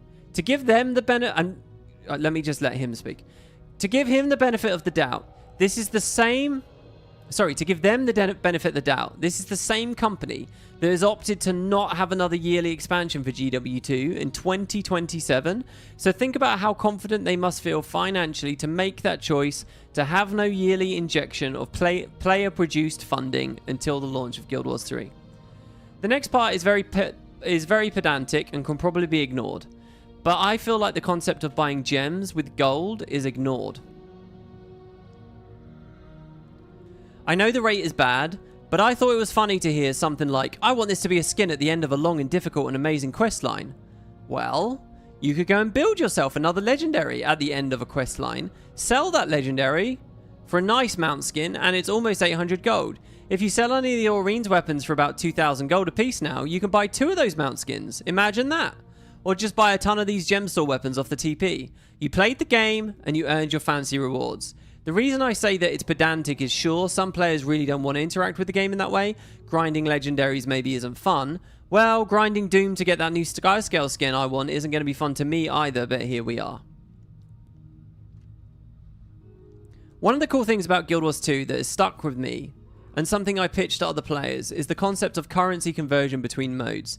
You can play Guild Wars 2 however you like, and there likely will be some way to convert what currencies you did get from doing the fun stuff into the currency you need for whatever item or thing you're trying to save up for, even if it's just gold. Also, that's one line about how someone sees a nice skin and says, wow, nice credit card, is so sociopathic. I can't imagine how unhappy someone's life has to be that they feel contempt towards the method of acquisition of a nice looking thing in a video game. Are we not here to escape things like that? I've never once in my dozens of years playing video games looked at another person and scoffed at my own coped up outside factor that definitely gave them an unfair edge. It sounds like accusing others of cheating in video games when they lose. For the record, I've never once purchased gold in Guild Wars 2, and I could count on my fingers the number of actual gem store purchases I've made, opting to wait for sales for such convenience items and make do with the bag slots I have.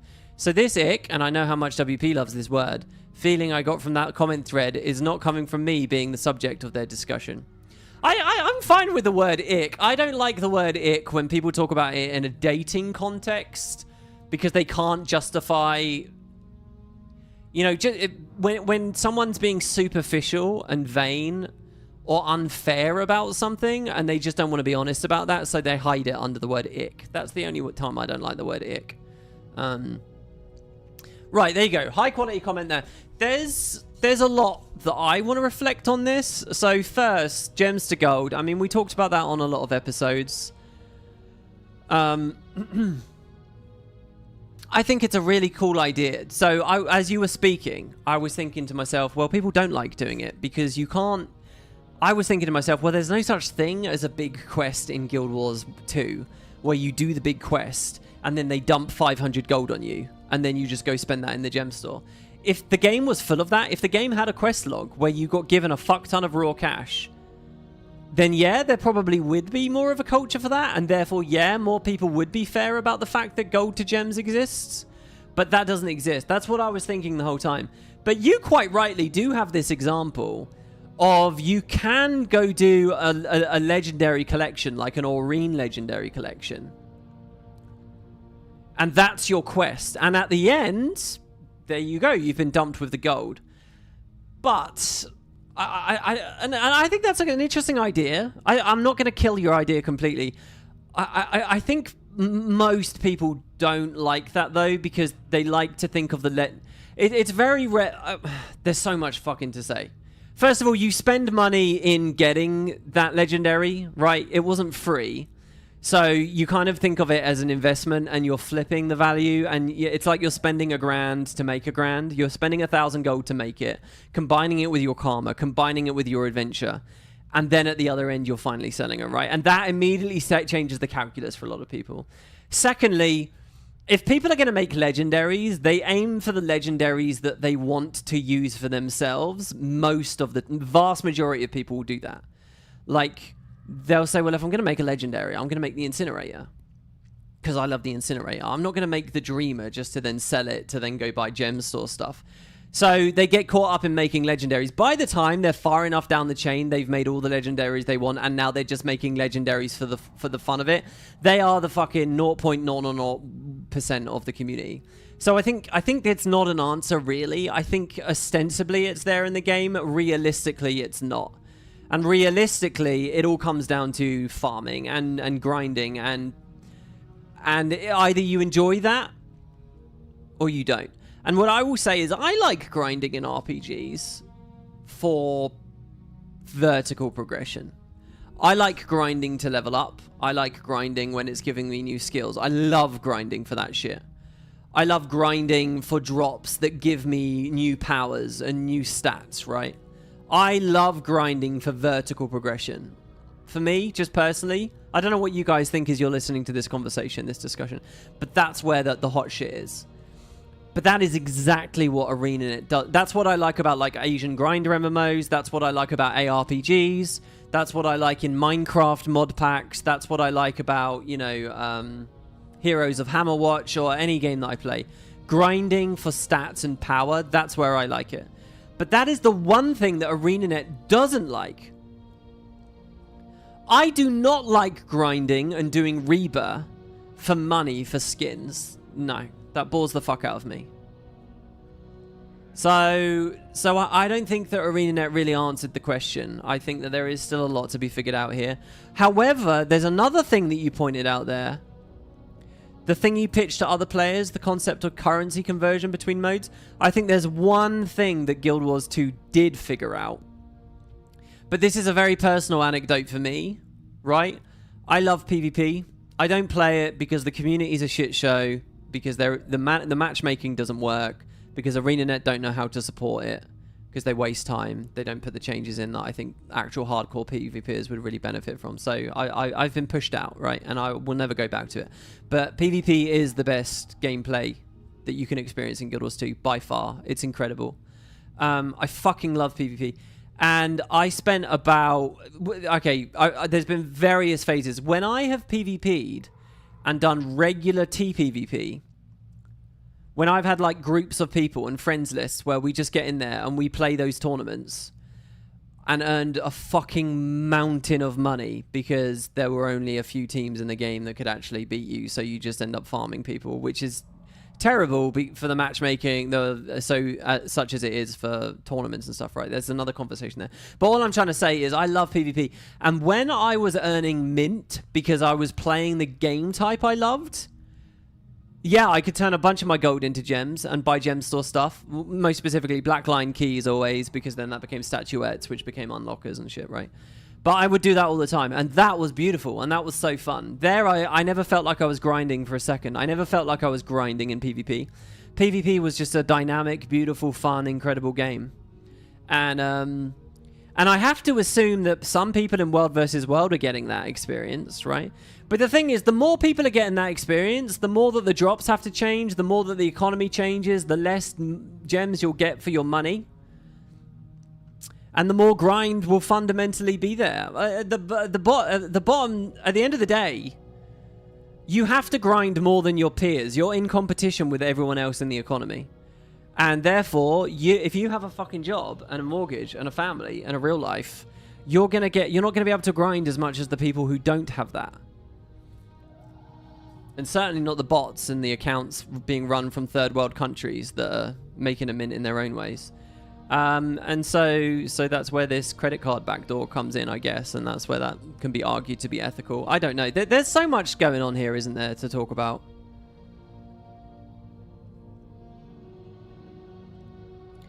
And I want to say this as well to your third paragraph. Well, what was it I wanted to say in the third paragraph?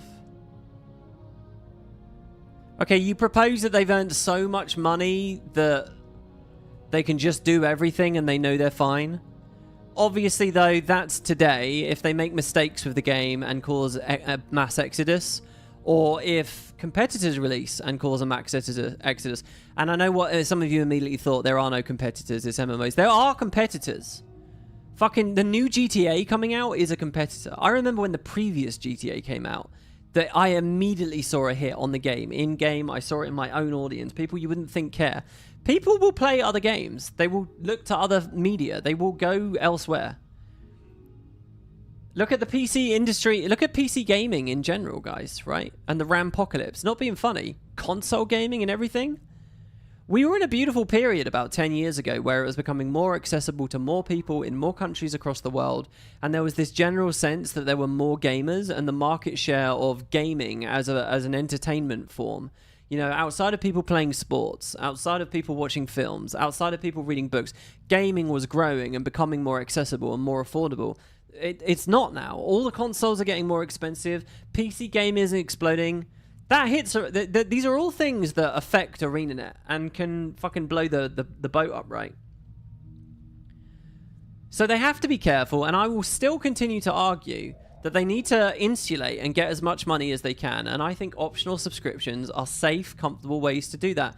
You can say it's unethical because people forget about the subscriptions, and that's basically what Photoshop is doing, right? But the proof is in the pudding. These companies make more money doing subscriptions in that way, and banking on those users that do forget. But everyone, as much as so people can forget, everyone as an adult and a knowing consumer can take responsibility for themselves and drop their own subscriptions for products that they don't use, you know. And I'm sorry, I know that this might seem a bit cold, but I'm very of the view that that's our own fault. It's my own fault that I still pay for my geocaching subscription without using it, right?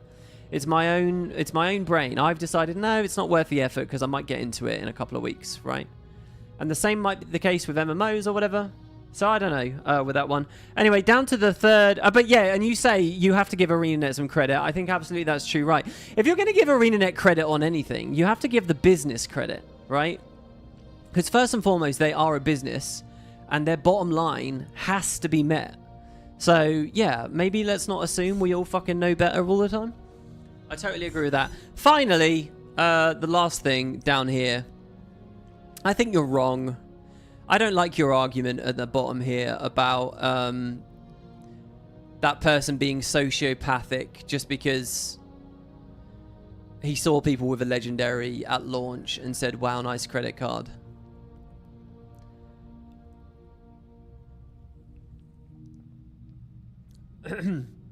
I think there's two sides of this why I think you're wrong. So first of all, I think there's a difference between launch and today. I think if someone is playing Guild Wars 2 today and sees someone running around with an incinerator and says, wow, nice credit card. Yeah, I think that's a sociopath. I think that's a prick. I think that's someone in a dark place that needs to fucking go outside and touch grass. I think you're a fucking moron, for one thing. But I think you've just got this weird hunchback negative energy about you, right? Yes, if someone in the modern day sees a single legendary and says that. But why is it different in the modern day, right? It's different in the modern day because we all sort of anticipate the fact we've all had years to get these things. There have been lots of economies over the years, lots of opportunities to pick up precursors. Some things have got easier than other things. And even so, if you see someone with full legendaries, everything's legendary, thinking, wow, nice credit card, I think people still wouldn't think that because they'd think, well, you've had a long time to get those. It's been fucking over a decade. And so that's the thing. When it comes to launch, if it's like week 1, week 2, month 1, month 2, month 3, where it was really hard to earn money, and you didn't have much time to get that karma and those spirit shards and to figure all that stuff out, I think it's fairly reasonable at launch for someone to say, nice credit card. And that's what that person said. So no, I don't think it was sociopathic.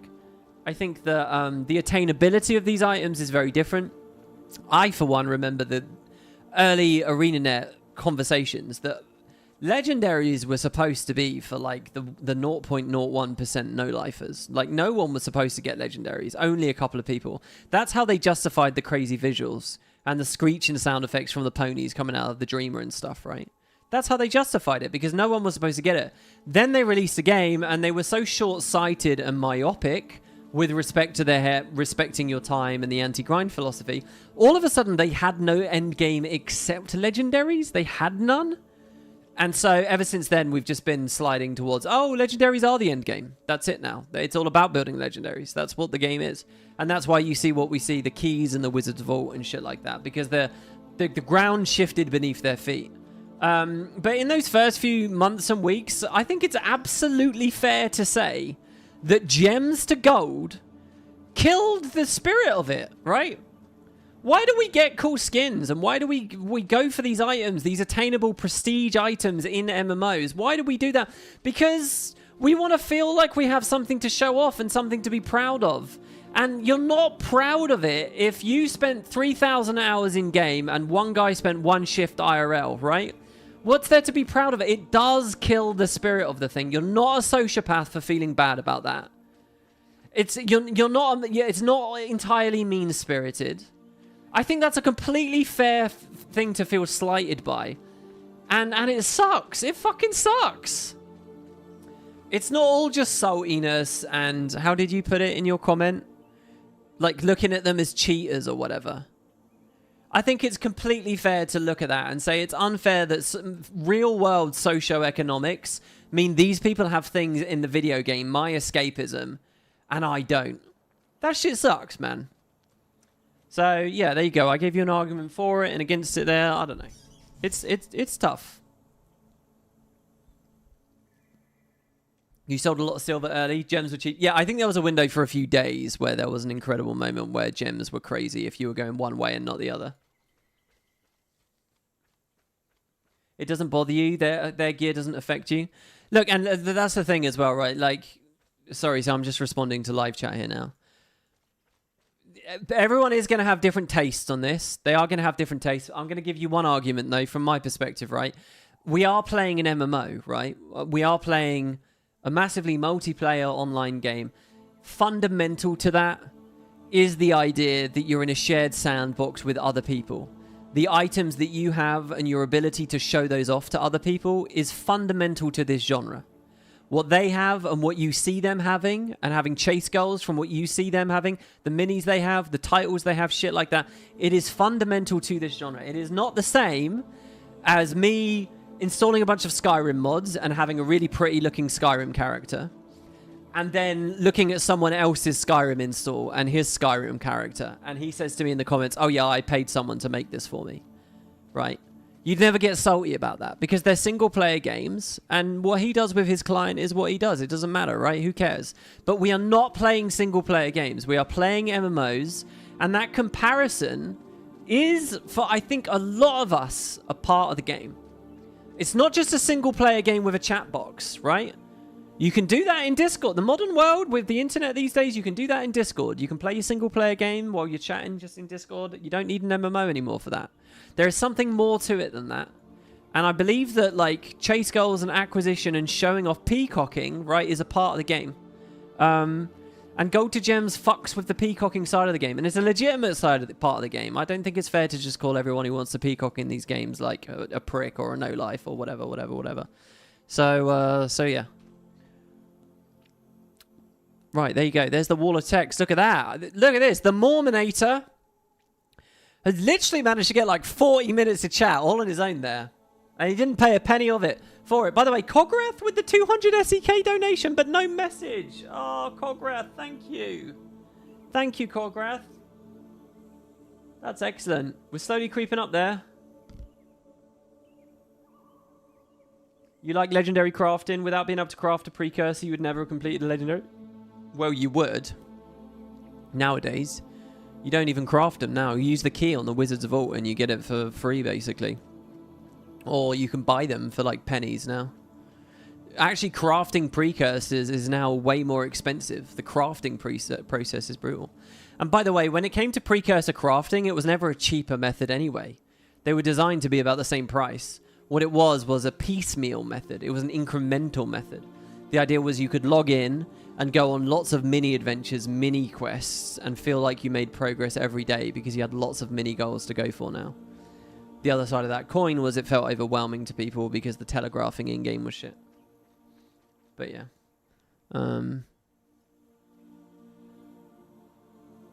So yeah, look, Guild Wars is just fundamentally in a tough place with this because they don't believe in grinding for vertical stuff. And in the one area of the game where they did believe in it, Fractals of the Mists, they kept it shallow and bullshit anyway and didn't really lean into it. So who the fuck knows? And no, I don't count the petty little upgrades you get on your way to Fractal Goddess to be anything worthwhile. Fractals should have been the place for that. You kind of miss legendary achievements for the first Gen 5, Gen 2 legendaries. Yeah, and it's funny, isn't it, to see how Arenanet themselves have vacillated on this topic. Listen, guys, in a few days, I just want to say to any of the dedicated Guild Wars 3 daily fans out there who are listening to all of this, to any of you guys who have listened to everything, Thank you for being here, because in a few days I'm going to do this microtransaction video special spotlight thing, right? And what it's going to be is like a 20-minute thing glossing over this. And these are long, complicated discussions we're having here, and none of that quality is going to be in that video. And I'm going to hate that video for that reason. But I'll be happy that it at least is here in Guild Wars 3 Daily. So the idea, when you guys see that video and we do that section, just try to remember moments like this where we've discussed a bunch of this shit, you know. It goes deep. Right, next question. We got Buzz Carrot 6158. Hey WP, love your daily series. Thank you, Buzz Carrot. That's very kind of you. I had a thought that I hope you liked. Alright, well, let's hear it. Give it at me. Crack that egg on me. Guild Wars Reforged had an emphasis on skill collection and buildcraft, Magic the Gathering deck building style skill bar, with infinite possibilities. Guild Wars, well, no, not infinite, but good enough.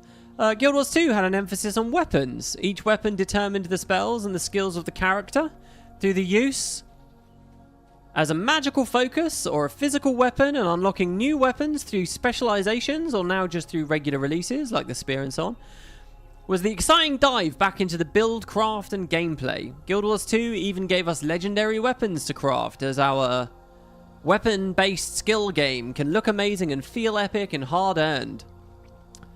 What if Guild Wars 3 introduced spell crafting? If magic is the emphasis this time, I could see them boiling down all crafting professions into just one: spells. How cool would it be to have a crafting profession in order to unlock new spells and skills for your profession? Instead of doing more damage through your levels, you'd upgrade your skills and spells by crafting them to be better. Sounds like something like an elite skill would be hard to craft and be prestigious like an ascended weapon. But a legendary spell skill would be the same numbers as an elite, except it would be flashy and have footfalls or a rare animation or whatever if they wanted to do. Do you remember what it was like unlocking your first elite skills in Guild Wars 1? I remember it was just so exciting and so hard to kill that one boss to get that one skill you needed. Now imagine needing to do that 3 or 4 times to get a few skills from bosses, then combine them in a spell crafting table for something new.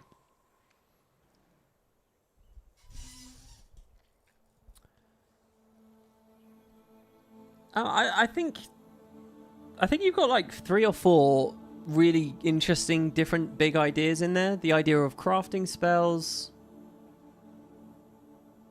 But are you talking about crafting spells purely for the like cosmetic progression, like with legendaries?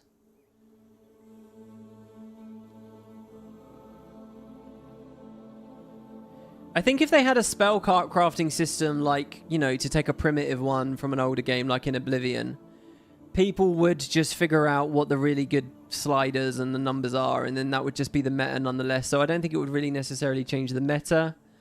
I don't know whether I actually like crafting that much, I think, to be honest, in MMOs. I think crafting is... I think crafting is probably fun when it's a part of a market. Like, oh, I make the food for my guild, or I make the spears for my server, and my stamp goes on them, and, you know, kind of like how WoW Classic did it. And if there's lots of adventures in sourcing the materials, and, like, you're flipping for the materials and stuff, and it's, like, maybe direct player trading or something, maybe then crafting is fun. What I will say is so far, I haven't actually played... Like, if your MMO is an MMO where you're, like, living in a world and you have an identity there, then being, oh, I'm the blacksmith. Like, and it's kind of almost a bit of a roleplay thing for you. My identity is I'm the blacksmith, and I do this cool thing. I don't really do combat. I'm the blacksmith, or I'm the chef, or I'm this. As a part or as a function of player identity and, like, being a part of the setting, I kind of get the idea of crafting, and the idea of crafting professions are fun from that perspective. In terms of economic systems and game systems, I don't give a fuck about them. We're logged into Guild Wars 1 at the moment, which didn't bother with any of it. Not really. So I can't pull up the panels, but I've never really cared that much about, oh, I'm refining the copper bars and the jute, and then I mean, it was fun while I was leveling it up. It was fun to level, and it was fun to discover new materials as I traveled through Tyria. My first couple of characters ever. In 2012 only. Way back then, I loved that shit. That was really cool. And I loved gathering professions. I loved buying my new pickaxes. And then, you know, being able to mine the gold and the silver, RuneScape style progression. I loved that shit. But the actual act of crafting, I don't think Arenanet ever made a system I found fun. I don't care about it. I just find it tedious. I find it boring. It's just annoying. So if you're saying, oh, WP, let's do all of that, but forgetting your skills now. Whoa, I don't know. Maybe that's exciting to some people. Maybe not to me so much, I have to be honest. I don't know. There's also, you've weaved in a whole other thing there of the idea that players can control how their spells and skills and shit look. And I don't know to what degree Arenanet will want to do that. I think I heard a lot of conversation from the studio when they were releasing Guild Wars 2 about having really distinct, iconic animations and visuals. And there was a very clear idea of being a Scepter Ellie versus a Staff Ellie, and they were beautiful animations. Yes, you can now augment those animations through legendaries and some gemstore skins, you know, where they'll change the projectiles, or they'll change the sound of a war horn or whatever. But again, those ideas were initially just reserved for like super grind, right? The overall baseline experience of the game was to have a unified aesthetic and not let people fuck with it too much. So that there's supposed to be clarity in combat, and that clarity in combat was killed by Zerging and stuff, but Guild Wars 3 is killing the Zerging. So if they really care about clarity in combat again, they may go back to some of those exact same talking points we saw before Guild Wars 2. In which case, I don't think they would do this. I don't think they'd give you huge amounts of, like, changing the way your skills look. Another side of this is PvP. You know, the skills need to have a distinct visuals so that people know what they're fighting against. But if Guild Wars 3 moves away from PvP, that's a plus in your column. So, I don't know. Lots to think about there. Oh, and then lastly, just this thing of unlock your elite skill was really fun. Wouldn't it be cool to unlock 4 and then combine them? I don't know, I feel like I'd be in a situation where I would just already have all 4 unlocked and they were all 4 fun separate adventures. And now there's the ability to combine them, but what I actually do is I just do more boring UI crafting, which I never give a shit about. I'd rather they all be their own adventures. You know, maybe when I capture the elite skill off of the monster, the bounty, only at nighttime on Halloween do I get a blood magic version of a basic spell. It turns like a watery looking spell into blood magic because I captured it during the blood moon, and that's a mythic spell, and now I have that, and that's cool, and I can, you know, systems like that might be fun. Yeah, there's a lot they could do. T for Samuel just gave us a £10 donation. Thank you very much, Samuel. Thank you for being here for potatoes for breakfast. I'm upset with you, though. You didn't drop a question, so I don't know how to thank you, really. Just thank you. Thanks for contributing to the PC Fund. Tulips in chat says, whenever a new game tries to advertise its crafting system, I zone out. I just do not care in 99% of games, and I try to avoid it as much as possible. Okay, yeah, good. I'm not alone here. I was a bit nervous saying all that shit, because I sort of felt like you guys... By the way, can you guys not really hear Guild Wars 1? It is there. There is audio. I'm going to put up a poll real quick. Do you guys like crafting systems?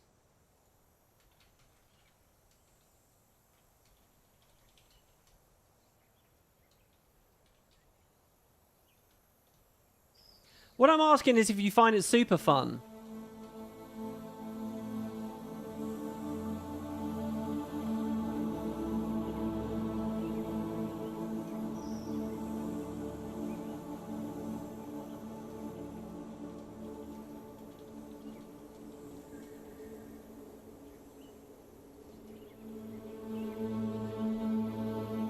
Like, as I said, I've been playing a bit of Minecraft recently, and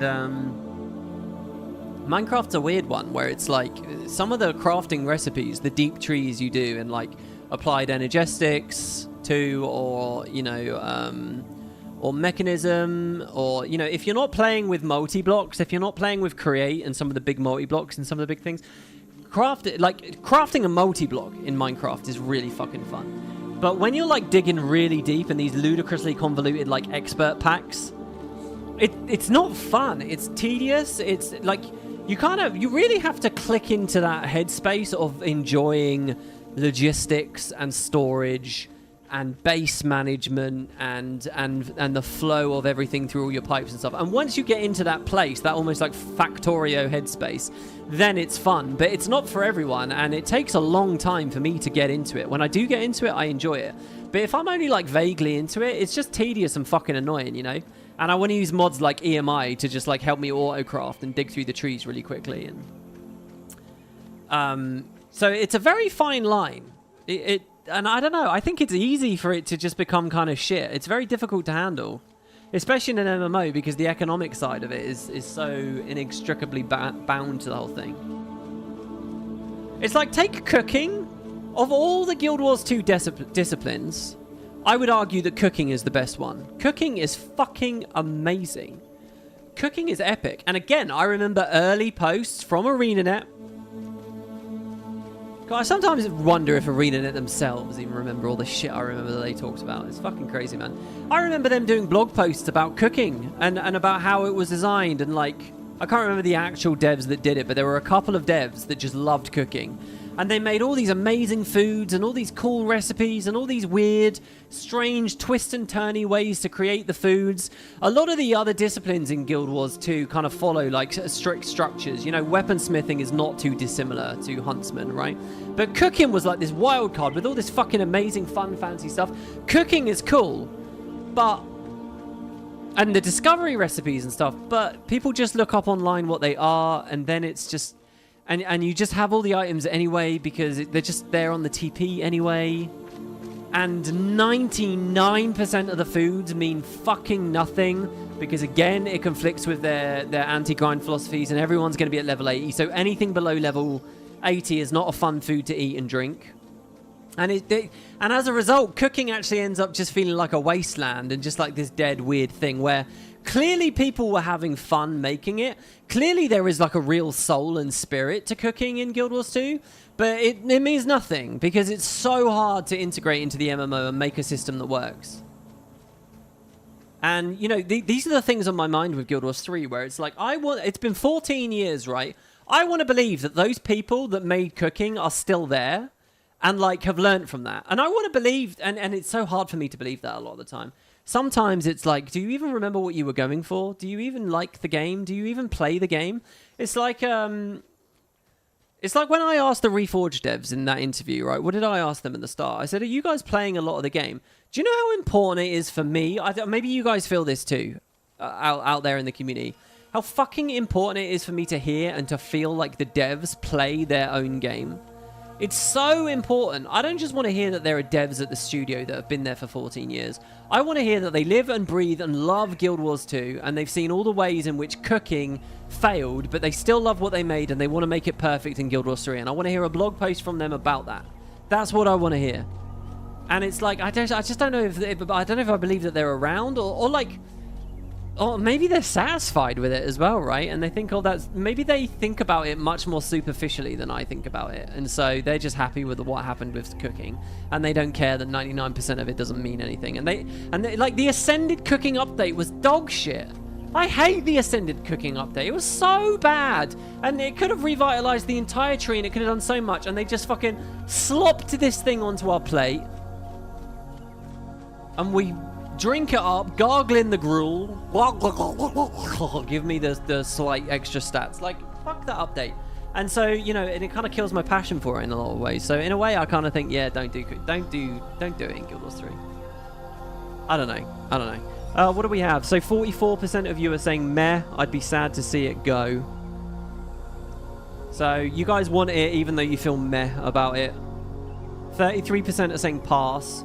And 22% are saying it's super fun, it's your favorite thing ever. So to those 22% of you, do you think that, like, oh my god, cooking, yes.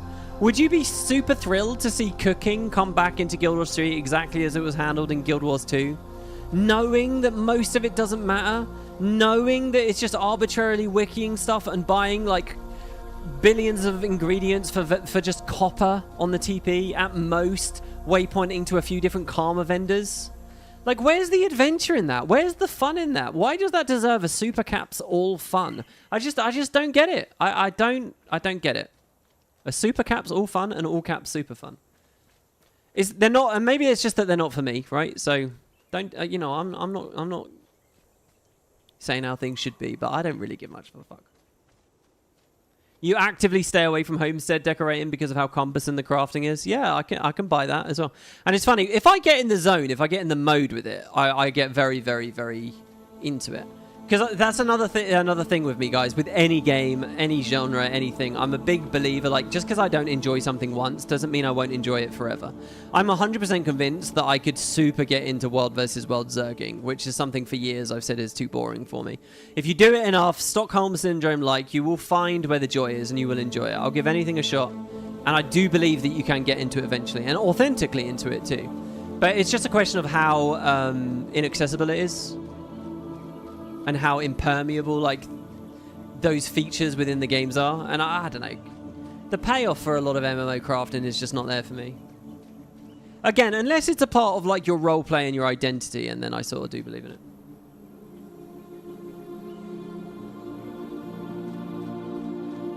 Like, legendary crafting, you like that there are objectives, not just materials?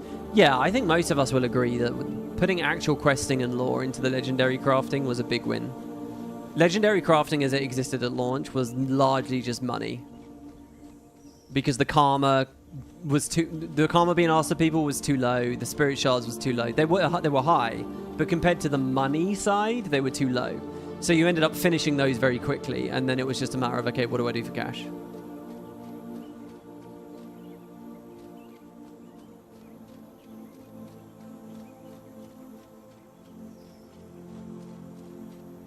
How broad was the pulse question? Oh, yeah, I want to judge some of you guys. I want to judge anyone here in the live chat right now. Anyone who said meh, but I'd be sad to see it go. I think, which is the majority of you, 45% of you said that just now. 45% of you here on Potatoes for Breakfast. You said meh, I don't even really care about it, but I'd be sad to see it go.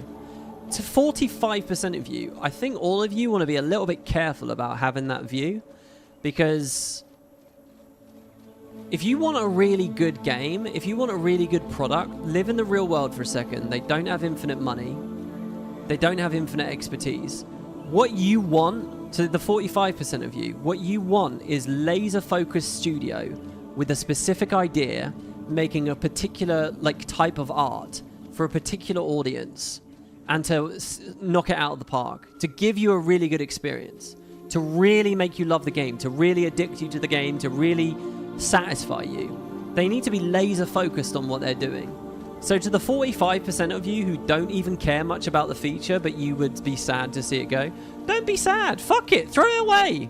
That's a baby you can throw away with the bathwater. Prune the fucking hedge.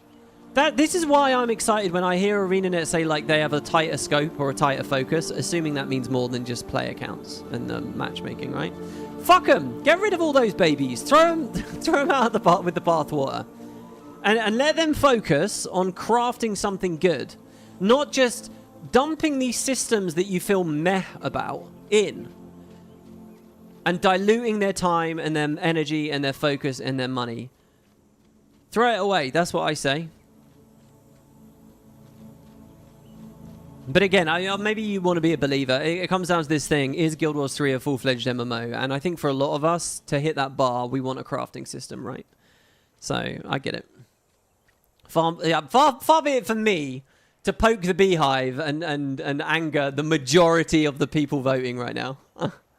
Adstral with the 200 SCK. Thank you very much, Adstral.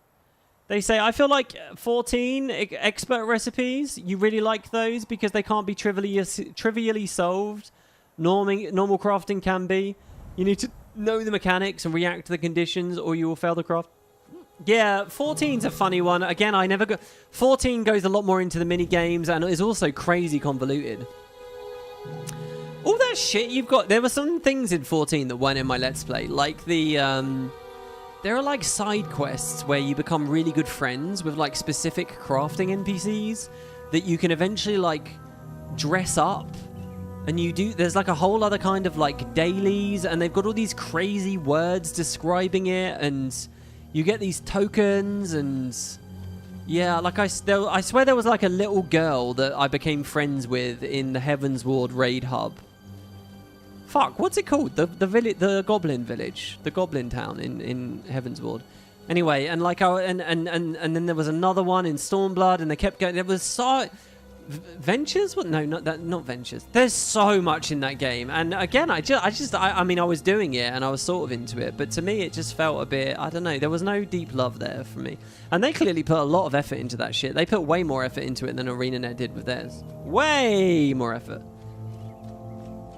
Have I done expert recipes? I mean, I was doing gathering. Was I even doing crafting? You chose Mare because the options were limited. You'd happily do crafting from time to time. But super fun in all caps? No way, that's too much of a jump. You just like crafting. And so how do we feel? And I assume a lot of people are like that. How do we feel about that? Is that good enough? Yeah, I'll do it.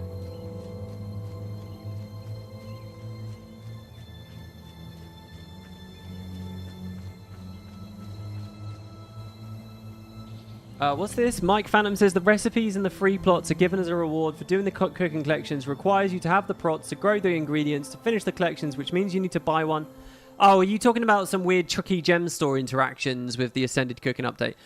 Look, there may be many places to criticize the Ascended Cooking Update.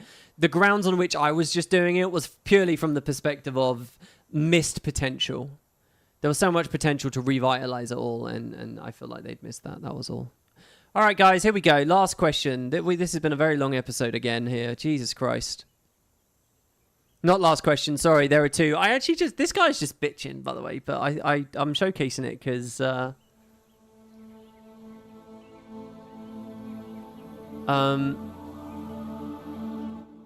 me turn the game down a bit, as much as I like the Jade Sea music. Because it's Charles Dickens. Charles Dickens has a comment, everybody. 1803. It's been years since I dropped Guild Wars 2. I dropped it due to its shallow writing, its annoying characters, and its unserious tone, which I know has been discussed to death. But the universe has always had a special place in my heart because it was the first MMO where I really got into its world and its lore. The announcement and the marketing of Reforged finally brought me back to the IP, and I've been really enjoying playing Guild Wars 1 for the first time. That's excellent. Look at that. That's a Guild Wars 2 only player, guys. And that love the world for what it is. So in that aspect, I'd say that the relaunch, or whatever you want to call it, has really worked for me, even if it is an actual remaster. Seeing the development of the game still being so active really gives me hope for the future of this game. For a while, I can't really appreciate all these balance changes. I've barely played the game before these changes, after all. So it does show me how invested Arenanet is in this game, which I think is a very important signal. And with a bit of luck, that means we'll be able to see some more story-focused additions in the future. For now, I've still got more than enough content to play through, though, so I'm more than fine with them taking a bit of time. Oh, sorry, he's not bitching. He bitched about Guild Wars 2 writing, but he loves Guild Wars 1 gameplay. I'll tell you what, that... You wanna put those sentiments on the Guild Wars 1 sub. You'll get a lot of upvotes from there. I don't know if you guys have ever considered this, but there's this thing you can do on Reddit, right? Called karma farming, okay? And what it is, it's very clever. It's very, you know, only a few people do this. But a little tip for you, all right? You can make a post on that website in like a community, like in the coin collecting communities, that you don't really even believe in. Or, you know, you can talk about merch that you have, or just ideas, right? They're not your opinions, but if you put them on there, and people might have expressed these opinions hundreds of times before, right? But you can make a post, and they'll give you karma for it. You can farm the karma. Karma farming. It's a big thing. It's a big deal. If you get enough karma, you can sell it to an unscrupulous third party who will then, you know, load a bot into it and will push some, let's say, less than scrupulous politics out there, and it will look like an authentic account because, you know, it's got some karma on it. But it's really good. It's good little thing. And I'll tell you, this is a good way to karma farm. That's karma farm in Guild Wars 1 subreddit. And our final question is from SM Dunn, who says, "Hey WV, I missed a few episodes, so I don't know if it's come up yet, but how would you like to see romance and sexuality handled in Guild Wars 3? I imagine it will still be rated T for teen, so I don't expect full nudity or anything, but it seems like there's been a change from launch Guild Wars 2 to current Guild Wars 2. I'm looking at you, Snargle. When it comes to including more adult themes, and I'm hoping Guild Wars 3's world building is a little less sanitized than Guild Wars 2's. Also, I'm not sure how other MMOs handle this sort of thing, but I'm sure people would be incentivized to play through a story multiple times if they could romance different NPCs throughout. I think some people might find that idea cringe, but I don't know. I think there's definitely a market for that sort of thing. What do you think? No one's asked about this. I actually have a lot of thoughts on this. Serious thoughts, not just fucking jokey, memey thoughts. I think, as a lot of these comments have done, you're asking me about two different things here. I think on the one hand, we have sexuality in world building and romance and love as topics in world building. And nudity as well. And the idea of doing that with a serious, and adult themes in a serious tone, right? And all of those are things I'm actually a huge fan of. I'm a fan of great heroes and you know, poetic weddings and marriages and shit like that. I think that all builds to a great setting, you know. I think Lord of the Rings would be less without Aragorn and Arwen, for example. I think all of that's really good and important, and I like that in the setting. When it comes to Final Fantasy XIV, I don't know what 14 is rated. Does anyone know? But in that game, they are very... they have several adult tones. They will sometimes talk about cross-species breeding. They'll talk about brothels. They'll show people who have turned to prostitution as they're on the underboot of society and they need to make a living. And I think I've always enjoyed those topics in that game. But here's the thing: I think FF14, I think it comes down to how do you handle those subjects. And from what I have played, largely when 14 tackles these adult topics, I think they have tackled them soberly, seriously, matter-of-factly, and basically adultly. They're not going tee-hee-hee, hoo-hoo-hoo, hee-hee-hee, sex, hee-hee. They're just saying, look, this is a medieval fantasy set and there are brothels around. And when I say they're not tee-heeing about it as well, they're also not doing it in a way where they're like going tee-hee, give me your fan art, write your fan fiction, do this. They're not doing that. They just kind of, they're leaving it, they're being raw about it and they're being naked about it and they're just laying it flatly out there. And that is what I want. That is what I like. And I would be very, very, very happy to see all of that in Guild Wars 3. If the setting was treated in just this mature, normal way.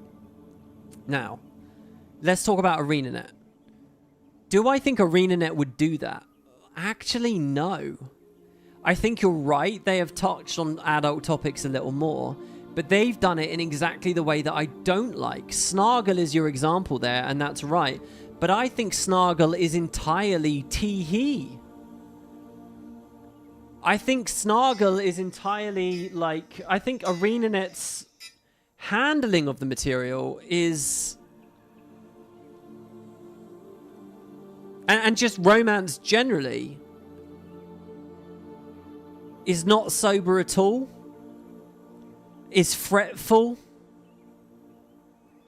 Or posturing in ways, or very tee-hee, and like there's something about the Arenanet romance stuff I've never really got into that much. So I don't like so what do I mean tee-hee and just it's just shallow and superficial. Like Logan went off with Ellen Keel at the end of Janthir Wilds, right? Meanwhile, Jenna was asking about him.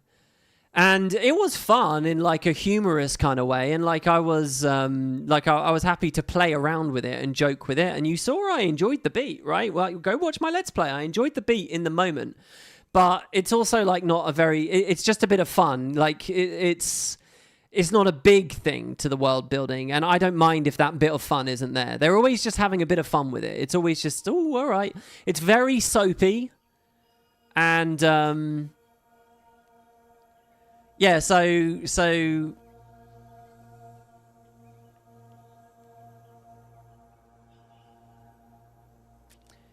And then there is that topic of prudishness as well. I think that they're also prudish about these things. I don't think that they would be adult and naked and barren and just like cold and indifferent about having prostitutes wandering around. Or I think they would say, oh no, that's a bad role model for all the young children that are playing our game.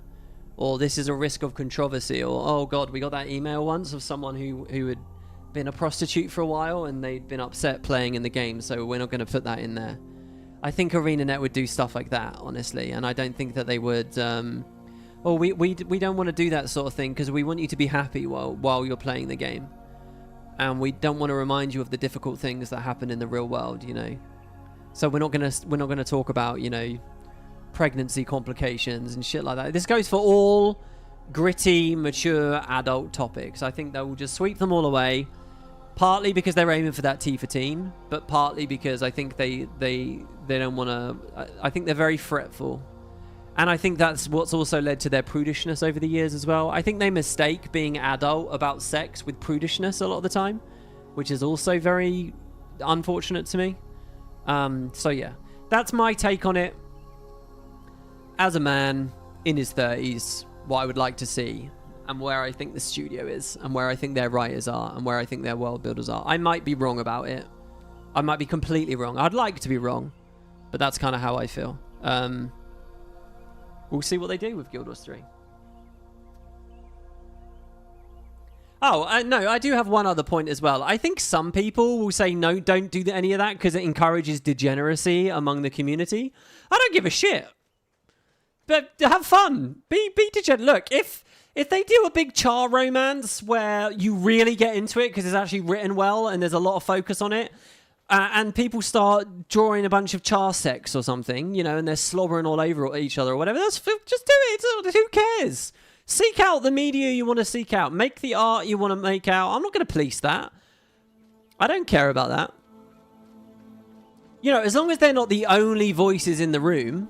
So yeah, in terms of like adding romance as a major feature for Guild Wars 3, yeah, there'll be a part of the community that wants to talk about that a bit more. But you know, dating games are popular and fun, and like, fine, fuck it, I don't really mind.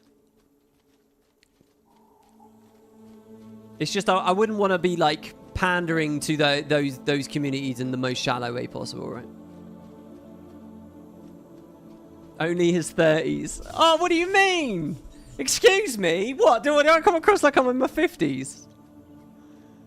Hello? Not that there's... Like, hey, guys. Those 50-year-old fans out there, the 60-year-old, the 70-year-old fans, the 8-year-old fans, I'll be here on YouTube. I'll be making Guild Wars videos in my 80s. I'll be right there with you. No judgment. No judgment at all, my friends. And if I'm ahead of the curve on my enlightened old man opinions, then that's fine. We got $2 Canadian to say all with. Spend a second to respond properly. How fucking long am I spending responding to all these people? How much more time do you want per response? God, that was a prickish message. Or does he mean I have to stare at live chat the entire time?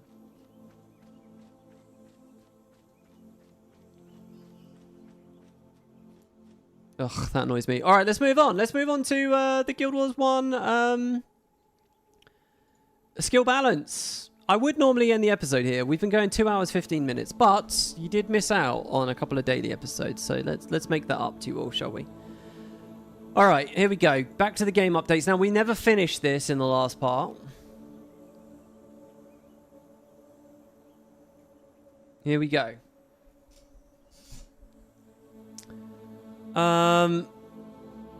We did the assassin stuff before. We did the okay, so Dervish I wasn't very excited about. I was talking to Mike about this as well. He said that one of these things actually nerfed a couple of his builds, which was a shame.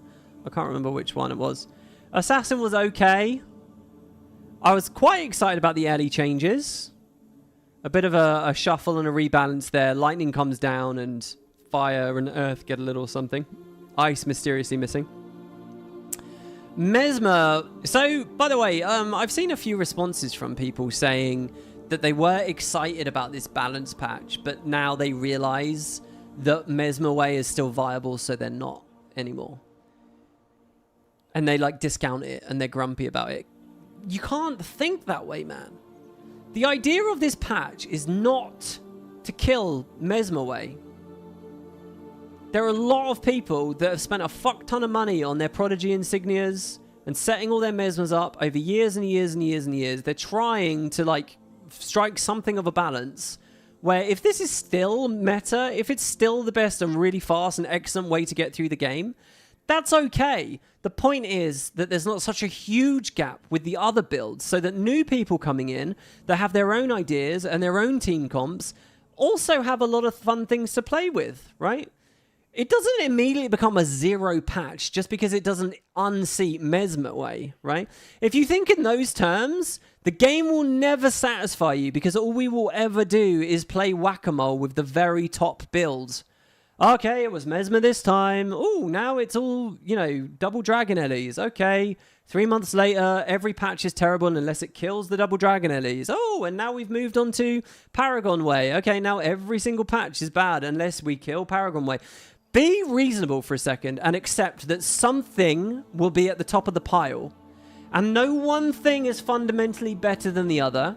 If there's a little bit of inertia over the years and years and years of Mesway being there, it's not necessarily the worst thing in the world for 2 weeks to say, all right, fuck it, we'll just sort of leave it bubbling around there and we'll just try to close the gap. It was not their job to change this from 9 to 7 to 9 to 3 or whatever and hit this all harder.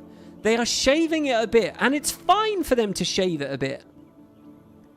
You have to get away from the all or nothing approach, and every fucking person that wrote a sentiment like that on Reddit and upvoted it is wrong. That's how I feel about that. Now, it may be that they continue to shave, and eventually they just tip the seesaw a bit, right?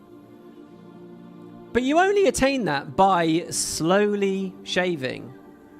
So look at it in those terms, and I think you'll be very happy with these Mesmer changes. They didn't just hit a bunch of domination outliers, but they added some excellent other stuff, like the Signet of Illusions change.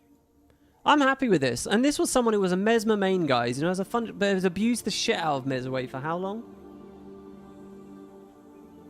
Oh, Orwith retracted his message. Oh, I think we made him feel bad. I'm sorry, dude. I'm sorry.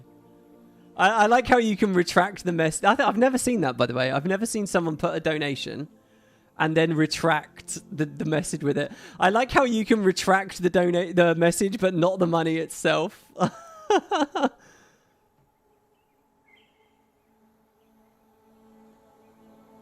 Sorry, I'm keeping an eye on chat here now. I'm upset. See, this is what I don't like. I don't like upsetting people in the chat. The shallow teehee writing is exactly an example of what you meant with your bitching in the previous comment about Guild Wars 2 writing. Yeah, it's, you know, it's kind of tricky though, because we're talking about it, but I feel like I haven't defined what it is well enough. And I feel like some of the writers are probably tearing their hair out, saying, well, what is it? To me, I just want to see them say less. Like, the therapy speak conversations have got to go. You have to just let a character make mistakes and be a prick and be nice and just leave it there like a wet fart and let the community decide what they think about it for themselves. Let some of them be monsters and let us relish in enjoying them being monsters or not, you know? I think you have to let your characters go against each other a hell of a lot more than you currently do. And I think you have to create honest reasons for why they go against one another, rather than shoehorning it in or writing Norn like humans or, you know, contriving things. I think you need to have a clear idea of where you're going so you can set the pieces up, set the dominoes up to fall, and create reasonable conflicts between the characters of the world. And a good way of doing that is having the societies themselves at conflict with one another, which is what they completely fucked up with Guild Wars 2. All in this fucking name of togetherness. I was talking about that in the Spud Discord, by the way, earlier today, if you guys want to check that out. Those are some of the key points, I would say, from a world-building perspective. But again, I'm not a writer, so I don't know. Maybe I'm wrong. But I think say less is a big thing. Did people think the point was to kill a playstyle? Yeah, they did. What you have to understand is that there are a lot of Guild Wars 1 players out there who have been playing the game for years, and they never really liked that they had to create all these... I say had to in quotes, right? But let's be honest, we all felt pushed into it. They never really liked doing all the mesmers, because they liked their Ellie or they liked their warrior or they liked whatever. So they kind of got annoyed about it in the first place.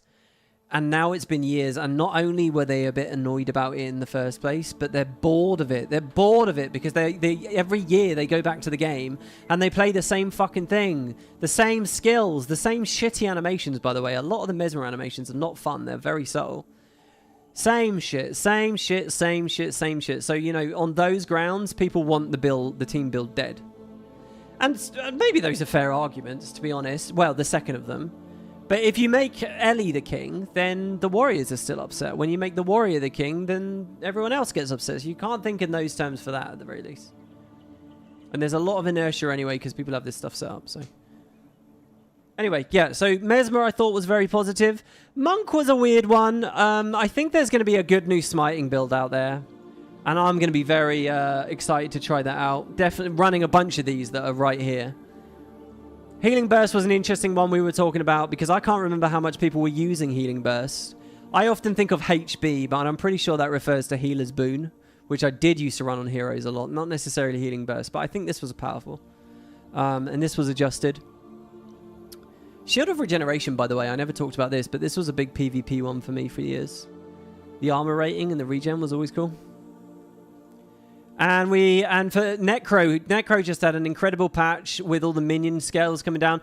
I disagree with Flesh Golem. I would have rather see they simply make the Flesh Golem stronger and keep the high activation time.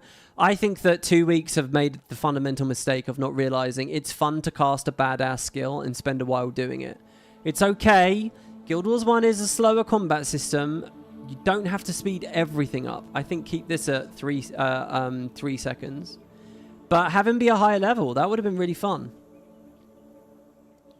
And Aura of the Lich is kind of boring when you do this as well. So there's some iffy elements to this. As a last minute Hail Mary, let's just put some fun into a game we're not going to develop much for. I would like these changes. But for the idea that we're going to be ongoing doing this, I would never advocate for this balance. I think they made a mistake. Lots of people on the Reddit, by the way, have been wanting to see the minion caps increase, which I think would be fun. That's more power creep, though, than, say, just leveling up the Flesh Golem, making him bigger. The Symbol of Wrath buff made Tanakai Hempeltail.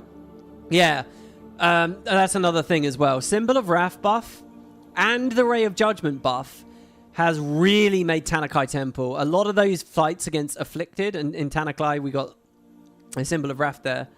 Oh my god, it was already the hardest mission. I've already said it. You know, like one of the ways so if you look at my titles in game, I realize I haven't really done this, but I finished every title in the game last year. That were like the PvE account bound titles, and the last one I needed to do was Kha'Zix, Savior of the Kha'Zix. So I was speed booking for a bit of this before I went off to Moristab Trail Speedless. When I was speed booking, you know, I got very fast at beating hard mode factions. Every mission and faction, done, done, lots of fun. The hardest mission by far was Tanakai, and I reckon it's harder than any of them. Maybe the Gate of Madness in hard mode is harder? Maybe? Raisu Palace could be a bit tricky sometimes. But my advice to 2 weeks here, personally, is don't be too scared. Just accept the fact that these balance patches is going to change PvE.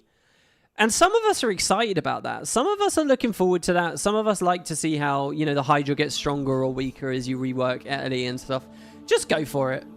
Honestly, and if Tanakai Temple ends up a bit too tricky, well, change a couple of the skill bars there maybe, or, I don't know. Rework the Afflicted builds. Again, though, that's why I do argue that they shouldn't have reduced the activation time of Ray of Judgment. I think that they should have...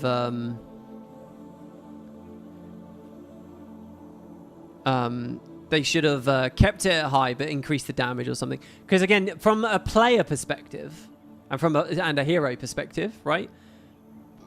You want to think about skills in terms of how many times do they get cast per fight. Because you've got this general balance of as you walk to the next pack, your shit's respawning, recharging. Everyone blows their cooldowns, the pack dies, and now you run to the next pack and shit's recharging, right?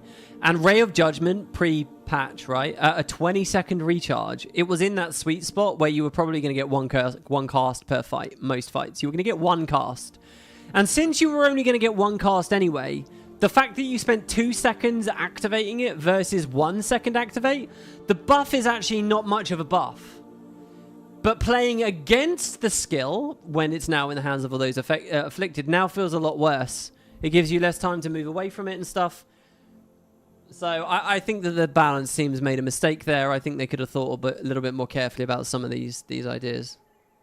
But whatever. Anyway, there you go. This is all stuff we already talked about in the last one. Should we finally get to some new content?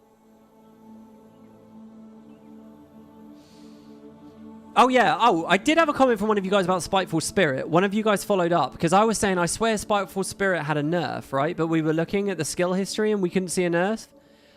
I was vindicated. One of you guys did mention that it was nerfed. It's not listed here. There was a nerf. The nerf was a scatter-based nerf. It used to be really good for farming because enemies wouldn't scatter as they were taking damage from it. But now they do. I don't know what patch it was or when. It was after this, but before this recent one. Right? It was somewhere in here. They did a scatter patch and it killed a bunch of the farms and it killed a bunch of its efficacy. So that is if that had been reverted here, I would have been really excited about it. But I guess they didn't. What else we got? Reduce activation time, health steal from 5 to 50 to 5 to 60. Yeah, we read all of these. Right, moving on to Paragon. Why? So what have we actually got here? We've got the last 4 classes. We've got Para, Ranger, Rit, Warrior. And I think that of these, Paragon and Warrior have some big changes. Okay, Aggressive Refrain. This is like a staple, fundamental Paragon skill. It increases your attack speed. It was like the refrain. It was really expensive to cast. And it had a really long cast time. So it felt like a huge investment to get out. But once you had it out, as long as you just kept using your other shouts, go for the eyes and whatever, you just had a permanent IAS. And it was unstrippable as well. No monster was going to end your stance or, you know, remove your enchantment. It was permanent. So it was kind of really cool. It was like a big front-loaded idea with a big payoff. And the way that... And they've now changed this. They've reduced how front-loaded it is. They've said, oh, fuck it. We're going to put it down to 15 energy cost and an activation time has been halved. And I don't like this change because I think it kind of kills the spirit of the skill. Doesn't it kill the spirit of it? Now you can say, but WP, this is AI-focused again. This is about heroes. This is so that you can trust... Your heroes will renew it on themselves and they won't lag behind and all that. But hold on, I would go the other way. I would have it easier to upkeep then. I would increase its duration. I don't like these changes. I knew this was going to happen. I knew this is exactly what happened with Guild Wars 2. All the weight and the movement and the heavy hitting ideas all just got melted down because people bitched they didn't feel good to press. But there's an up and a down to that, man. I don't know. Area of Restoration you can now spam the shit out of. So this is whenever someone uses a spell, they get a heal. I'm actually really excited about this. It lasts 10 seconds. You can effectively keep it up all the time. It will drop for a second while you recast it. I've always loved the idea of a Paragon healer, a proper Paragon healer. Is this patch going to be enough to create them? I don't know. Area of Zeal is the same except for energy. So this one's actually very exciting because... So, just so that you guys know, I'm a big believer in the idea of a battery roll. And that is to say, okay, in Guild Wars 1, you have... Okay, I'm talking about heroes and PvE only, right? I'm only talking about that right now. But you're going to have 7 heroes, right? You've got 8 slots. I love the idea of a prot roll, like a Soul Twisting Writ or a prot... monk or whatever you want to use, maybe a save yourselves character or whatever, right? And I like the idea of a prot roll, a healing roll, of which many classes have many choices, And I love the idea of a battery role, okay? So batteries are very common, and we use them all the time in hero comps nowadays, but it pretty much entirely has revolved around Blood is Power. And Blood is Power is a great battery because it's a battery in one button. So you can have it be a healer and a battery, right? Put a bunch of heal skills on it with Blood is Power there, and there you go, you're sorted, right? And that's lame. If I were at 2 weeks, if I were at Reforged, and I were thinking PvE focused and hero comp focused, what I would want to do is open that up a little bit and say, okay, adding a battery is fun. It's an interesting role to have as a part of the metagame. But let's not just have it be on Blood is Power. I would shave Blood is Power a bit so that it's not so role consolidated. And I would look at Paragon. Paragon has a lot of great battery ideas. Energy for allies. That's the idea. You're giving energy to allies. Paragon has so many skills that are made for that. But they're all shit. So you don't see it. A dream balance patch for Reforged for me would be them tackling the idea of a PvE battery. Giving it to Paragon. And probably at least one of the other 10 classes as well. So that you've got 3 classes. Now, the Well update, you've got Well of Power as well. Well update maybe just started along this a bit. And we saw they improved Blood Ritual too. Being touch range is kind of tricky for that one. It can put your backliner into some dangerous positions when they go to touch the ally in the front line. But yeah, I think that'd be very cool. So anytime I see them buffing a Paragon skill that's relating to energy, I'm excited because hopefully it's sort of pushing us towards that.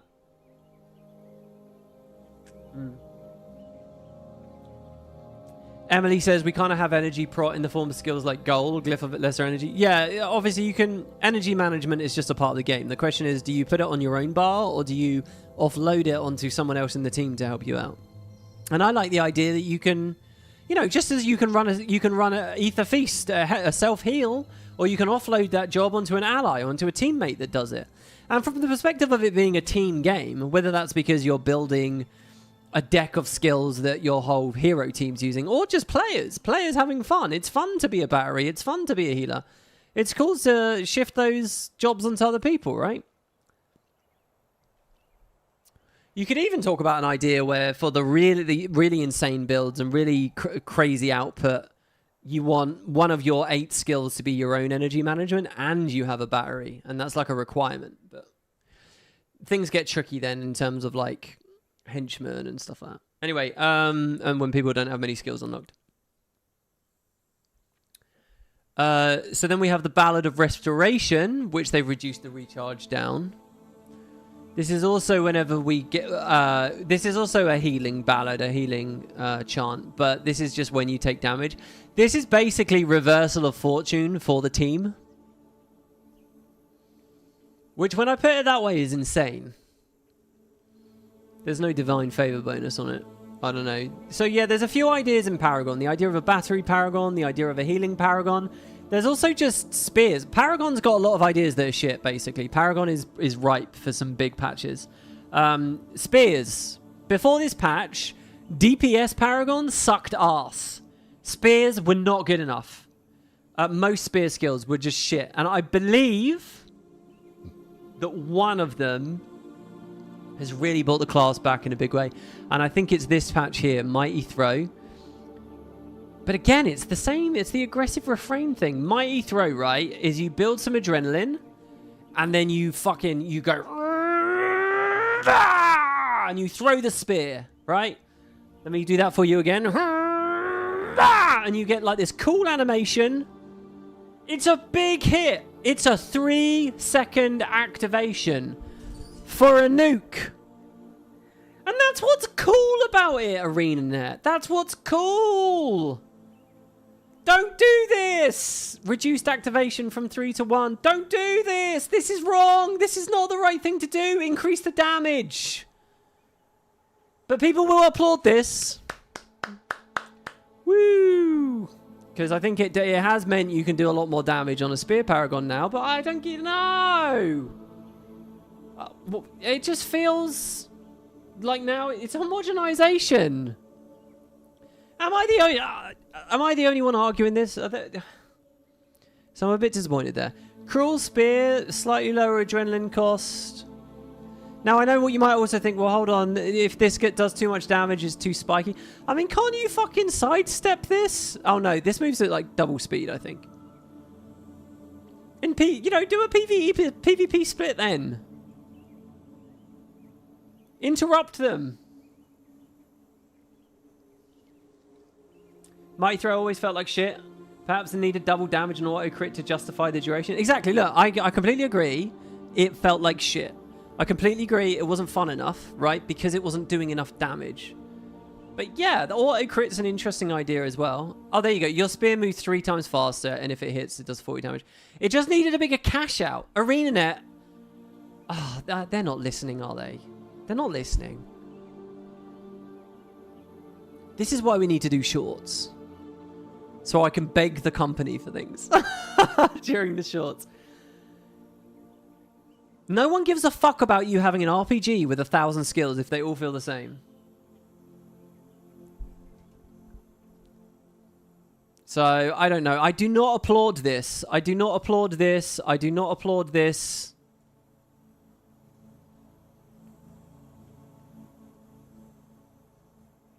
Recharge is coming down, I'm alright-ish about, unless when they're big iconic elites. You only get 8 skills in Guild Wars 1, so keeping recharges kind of low is fine. Alright, what else we got? So Cruel Spear... Look, Cruel Spear is much more exciting. That's gone from 21 to 50 damage. And is more spammable. Spear Mastery is interesting because there's quite a few Spear elites, right? And they all have their own little niche, and it's very easy for one to just be the highest damage, and that's it as far as PvE is concerned. Inspirational Speech. This one's very good again as well. Skill, you lose all adrenaline, and a target other ally gains that adrenaline. Really cool tech. Really cool utility idea. But it was completely unplayable before, so they halved the cooldown. Yeah, good idea. Perfectly. Lyrical Purification, that's a cleanse whenever anyone uses a signet. So this is kind of like create a signet comp. But that shouldn't be one condition. That needs to scale to like 2 or 3. This is still shit, I think. Meh. I don't know. Maybe there's some interesting ways to juggle that in PvP or something. The Power of Yours. Here we go. So battery. So we have an elite battery skill here, right? Elite Shout. For 4 seconds, I don't think you can get it to 5. Oh, with cons, you could get it to 5. All allies in earshot gain energy regen, and it will only ever be a max of 2. Now that's really cool. Increase effect time from 3 to 4, and increased energy regen from 0 to 1 to 0 to 2. They just doubled it. This is really interesting. They might have made something out of this now. Has anybody played with this? And it's a shout. So it juggles refrains and stuff. Party-wide, +2 energy regeneration. Maintainable.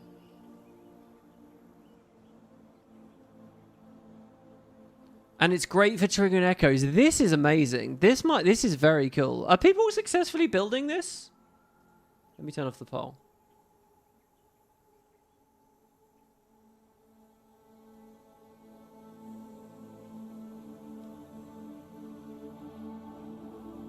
You listen when we give donations. Perhaps Arenanet has a similar direct channel. Yeah, you got to pay pig for Arenanet.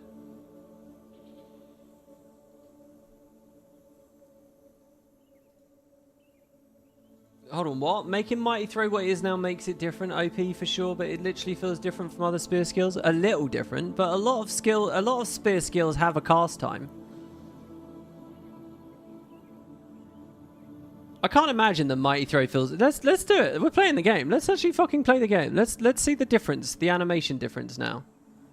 Let's see if I'm justified or if I'm just bitching. Let's play my Paragon, who I very rarely show off, guys.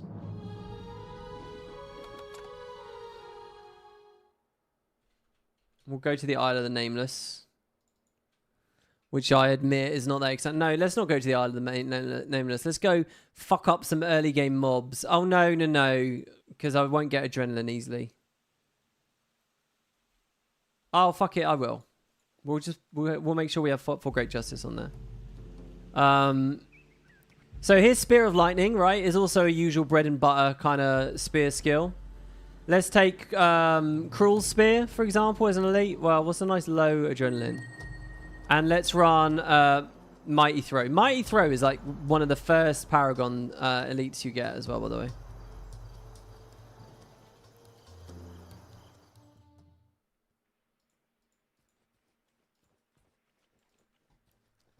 And let's flag these guys back here so they don't interfere with us. Right, so let's be Spear of Lightning. Right, we stand, we throw. Right? Mighty Throw. Okay, it actually felt quicker almost. Because it's such a long animation, but on such a short cast time, it feels like snappy. It's weird, it feels like a quick move now. And I won't deny, it feels good to press.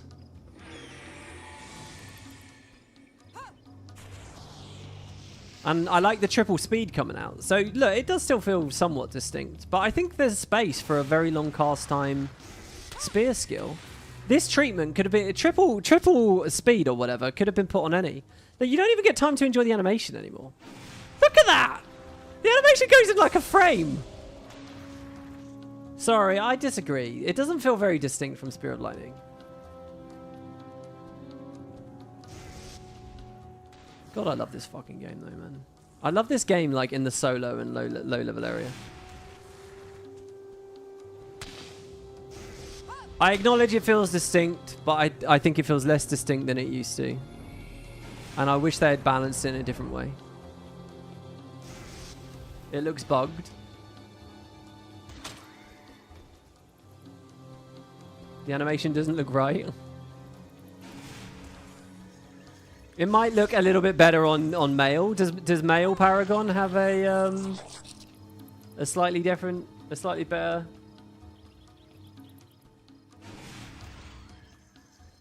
Animation? I will miss the actual weight. And that's the thing. I fundamentally agree with the weighty combat.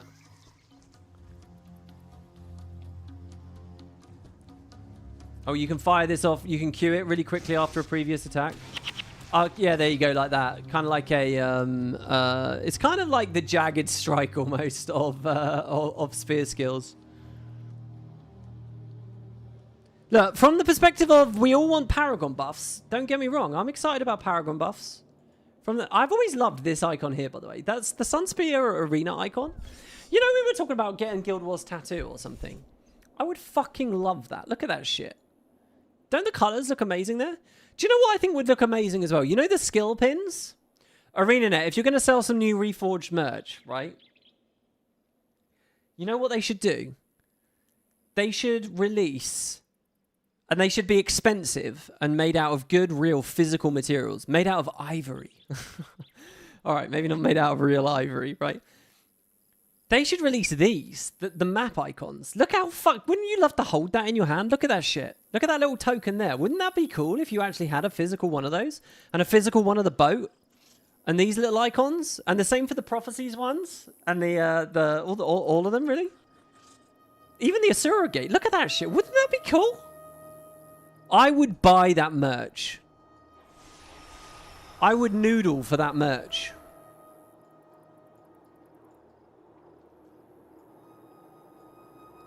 I feel like these could get up-raised as well. The Kodesh Bazaar one. Anyway, sorry. Back to the skills. I'm going to go to the Sunspear Arena literally just.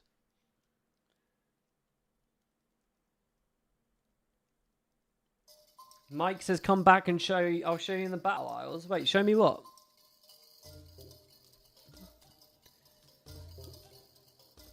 What's this? Hope you're doing well listening to the stream early morning gift. Yeah, well, no worries. No worries. I'm glad to. And we'll probably do some morning ones over the next few days, guys. I like the idea of waking up and then immediately recording. It's fun. All right, next. I've said my piece. Inspirational speech. Yeah, sorry, we already did that. Lyrical Purification, Signet. Yeah, we already did that. Power is yours. Now, this is exciting. I think that's a very cool patch. Song of Restoration coming down to a 10-second recharge. That's cool. Anytime anyone uses a skill, they get healed. Oh, I want to try a Paragon Healer. I want to see about a the henchman builds as well. Do any of the henchmen use some of these skills? Are they now stronger? Have they attempted to have a healer Paragon henchman? Would I oink for the merch? I would fucking oink for that merch. Hell yeah, I would. Stunning Strike went from 10 to 8, which we just noticed, and got more damage. Unblockable Throw. Now, this was another long wind-up. They've also chunked down the activation time and hit the adrenaline cost. Now, I agree with maybe doing it for that, because this sucked. If you see someone's in a stance, that means they're blocking. You don't want to spend 3 of those seconds of that stance's uptime just trying to remove it. You want to see that they're in a stance, identify that they're blocking, and immediately remove the stance, right? The reason this had a long activation time was probably PvP considerations, because you are range doing it, right? And there's going to be a difference. But I don't know, maybe it should be dodgeable or whatever, and it is. It doesn't move at triple speed. I think that's... as far as PvE is concerned, when you see an AI use something, you want to be able to counter that AI. And do it reactively. So that felt terrible. That having a short thing felt good. I've just been linked to build in-game. What have we been linked to build for?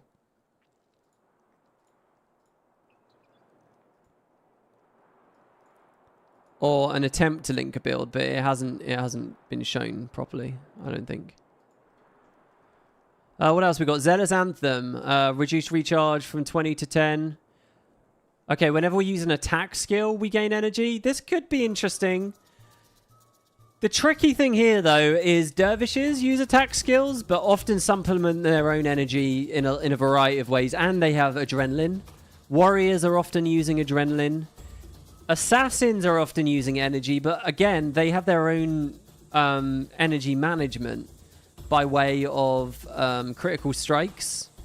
And they're either in a build where they gas out or they don't. And it would be weird to wait for a Zealous Anthem to get them back. Paragons don't need the energy because of their leadership. Rangers? This might help. You might be able to create a cool comp where you've got a bunch of martial characters that are just slightly too expensive. Their bars are just a bit too pricey. And so Zealous Anthem has helped them out a lot. Because it's totally possible to do that, to make builds that are just slightly too pricey. Alright, and now we're already done. Okay, overall, I think a lot of these are very fun, and I'm very happy to have seen what they've done with the energy generation and the healing potency. Very, very happy with the overall direction with most of them. Oh no, Ranger doesn't get much, guys. Oh no. But I'm a Ranger main. Unblockable Throw doesn't remove stances. You're thinking of Wild. Oh, you're right. Yeah, what am I talking about? This is literally just unblockable. Yeah, even worse then. Holy shit. Why was that ever such a long activation time? Yeah, that's fucking terrible. Imagine they throw up a short-term block. So you trigger Unblockable Throw.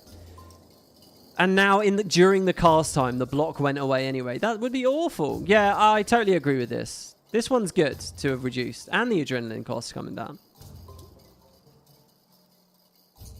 It would still feel like a deeply discount BIP. Wait, what would?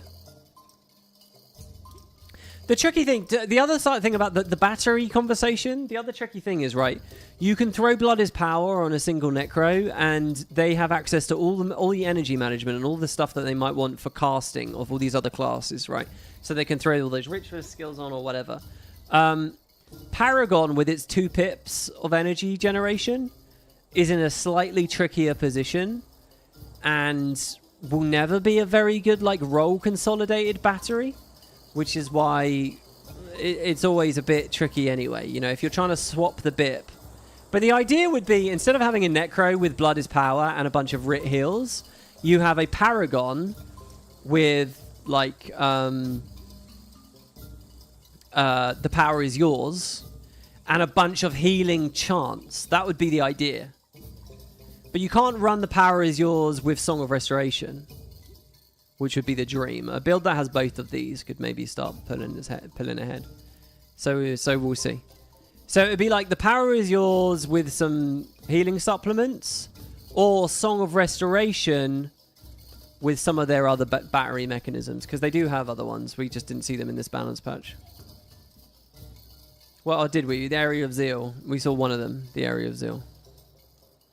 Right, moving on to Ranger. And by the way, guys, listen, I haven't been playing too much Guild Wars 1 lately, so if you have more insights about the skills and shit, just keep them coming. Ranger, Barb Trap, reduce energy cost from 15 to 10. Okay.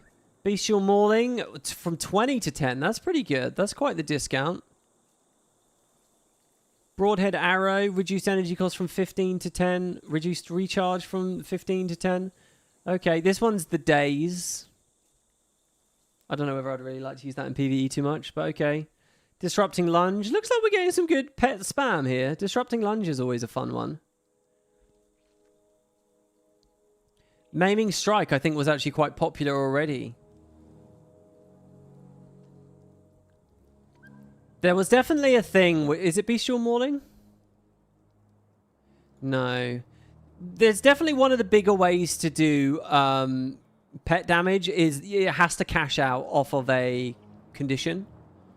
I guess that specific skill wasn't tweaked. Melanju's shot actually got nerfed. Interesting. I don't know why. Why did Melanju's shot get nerfed? Increased recharge from 8 to 12. If it hits, they bleed. If it hits a foe that's moving or knocked down, then they take extra damage. They get crippled. It's a big skill. Nature ritual activations go down from 3 to 2. This is the same shit. I would keep it at 3 and increase the radius. I appreciate that that affects GVG. Maybe don't increase the radius in GVG. Thankfully, they didn't put it all the way to 1. We've banged that topic enough. All right, not much for Ranger there. The idea of running a trapping hero is not something we'll be able to see in regular free-flowing PvE, I think. Not without major AI and UX changes that allow you to set them up at the click of one button. All right, moving on. Ritualist. So a bunch of PvP spirit changes. You can now cast them in PvP faster. Now, I'm not one to speak about RIP, but on this occasion, if no one had been running spirits at all... Well, okay, years ago, they cut the cast time of these already in PvE. But they left them on a long cast time in PvP because they were already very strong. Like, when you would go into random arenas, people playing spirit spammers was very, very common, and people would really struggle against them. So they didn't need that buff. I don't know how PvP has gone the next 14 years. Have they been pushed out completely as people got smart enough to play dodgeball with them and stuff? I don't know. But back then they understood the identity of having a long cast time on them. And have they been nerfed all the way down to the PvE level? I don't think they have, right? In PvE, they're very quick. They're like 1 second. And everybody applauded this in PvE. Protective Hill's Cowlight has had its recharge reduced. Wow, that's interesting because this is like fucking meta as all hell. Everyone uses and loves this skill. Why would you buff this skill? Huh? You're right, they did expand the spirit range, the nature ritual spirit range last patch. You're absolutely right about that. I remember that now, yeah. So they want to keep going, I guess? I don't know. And I love these in PvE. When enemies use them, they're lots of fun. They're like gambits almost. Why has that been buffed? No fucking clue.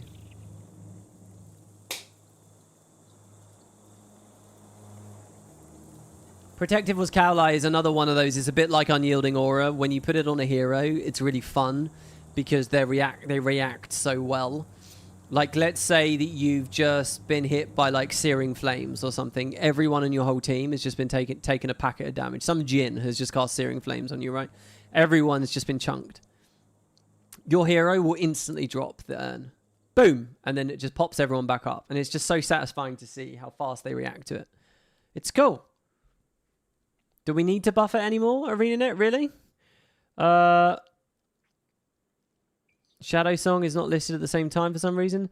Spirit Siphon, increase the energy gain. This basically is huge energy management. You steal energy from your spirit, which doesn't want or care about it anyway. So they've just buffed the lower end by double. So if you have a low attribute investment, what is the attribution? The The attribute channeling. Interesting. So using it on a secondary is a bit better. Spirit light weapon. So there's a bunch of weapons here, right? Spirit light weapon. Weapon of quickening. Oh no, it's just those two. So spirit light weapon, what have we got? For 10 seconds, target gains health per second and an additional health if that ally is within earshot of a spirit.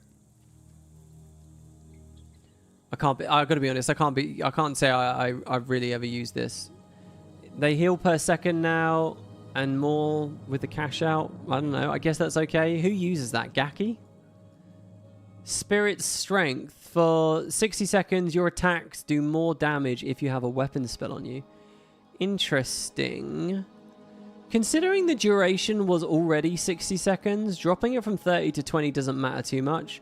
Dropping it from 30 to 20 does mean that if you get your enchantments removed, it's a bit cooler, but I don't know. Tranquil's Tanasen. Hold his ashes. While you hold them, you have armor and you can't be interrupted. It's now cheaper. And you can upkeep it more. Yeah, that's pretty good. This is a pretty techie idea. You're never really going to run this in PvE on heroes. And even in PvP, it'd probably be quite hard to justify. But the idea of having... You can now maintain this, right? So the idea... Well, don't your items and weapon skills increase with spawning power anyway? Well, anyway, I don't know. An uninterruptible healer? Vendral's Kanahai. Hold their ashes. Whenever a foe strikes you in combat while you're holding them, you steal health. That's interesting. I wonder if you can create some kind of a farm build out of this. It doesn't have full upkeep, though.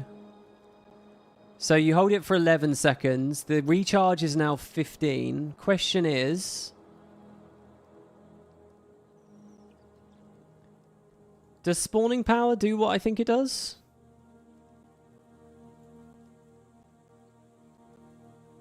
Spawning power.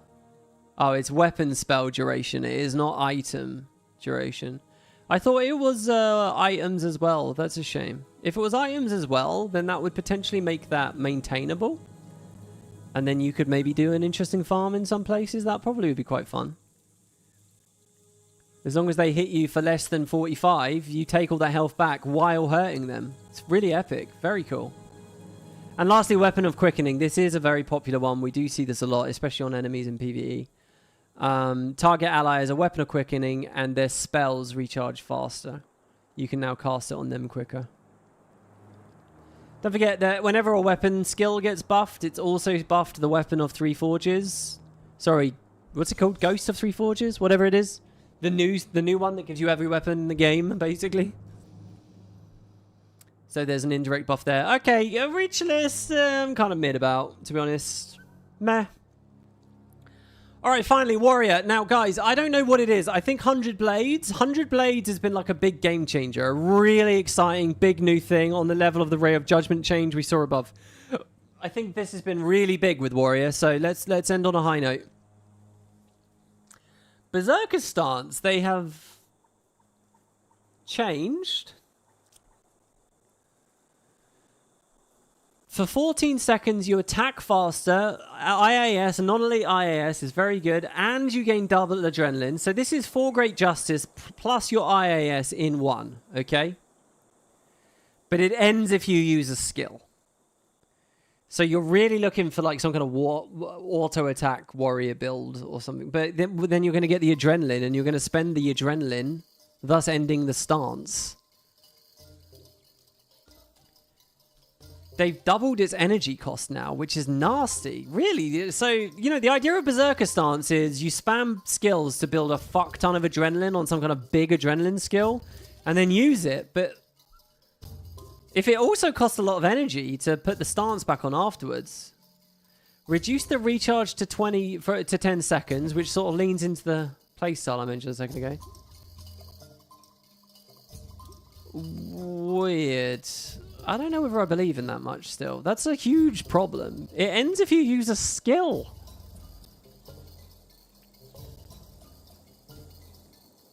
If they could have a totally transformative idea in the code, which was like ends after you have spent X to Y adrenaline, right? So Berserker stance ends after you have spent 30 adrenaline, say, or something. I'm just giving you a massive number so that you can imagine it's a good skill. Now maybe we're cooking, but they don't have that on the back end. I've never seen that in a skill tooltip, so I don't know. Cleave. If it hits, you do bonus damage, and you hit a bonus adjacent foes. They increase the damage, and they also increase the random adjacent foes. Hold on, was it... What was it before the patch, then?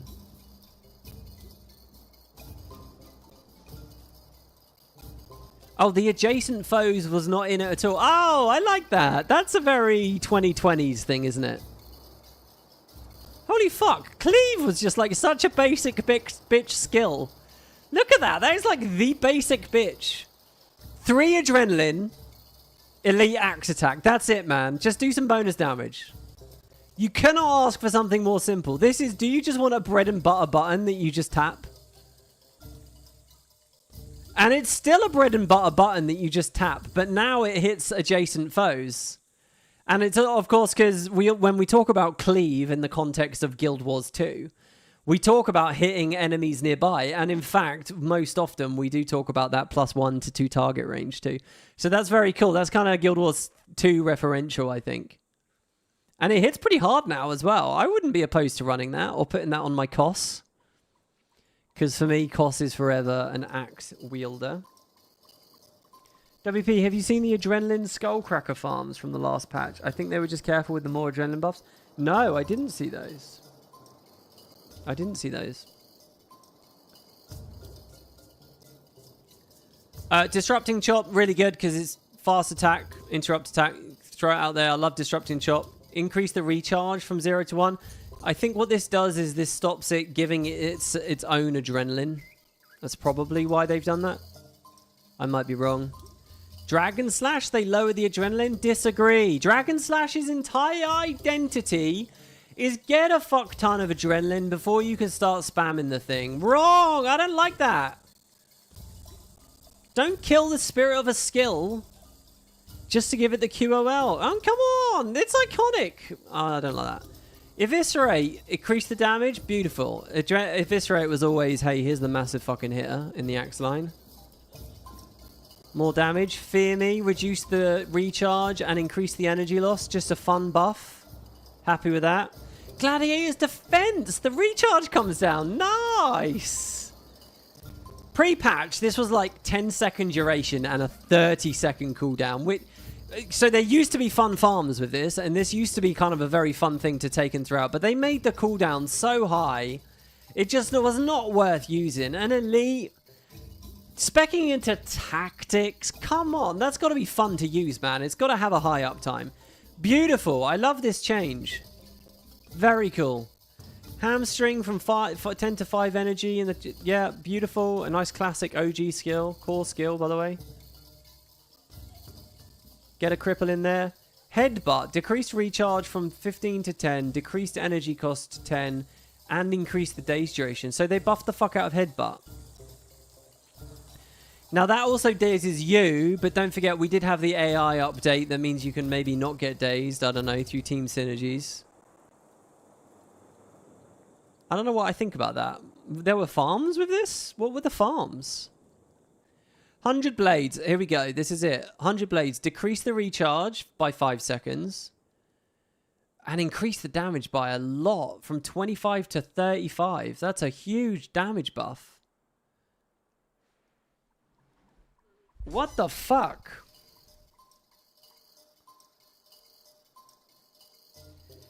Now, here was the criticism I read about 100 blade change, and I don't know if I disagree with this. We already used 100 blades. 100 blades was already cool. There were already several 100 blade builds out there. I swear a lot of NPCs use this, by the way. I swear there are a lot of mobs out there. We already use a lot of 100 blades. Is it really right to buff it? I know it's kind of fun because it's like we love this skill and we all use it and it's like, rah, we'll do more damage. But if the idea is build diversity, weren't we all... This seems a little misjudged to me. Let me check the skill revision history on this one.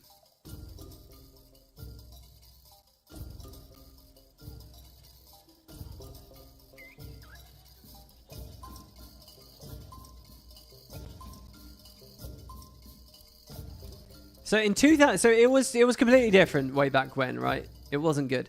They did this rework in 2008, where it gave you the AOE slashing damage.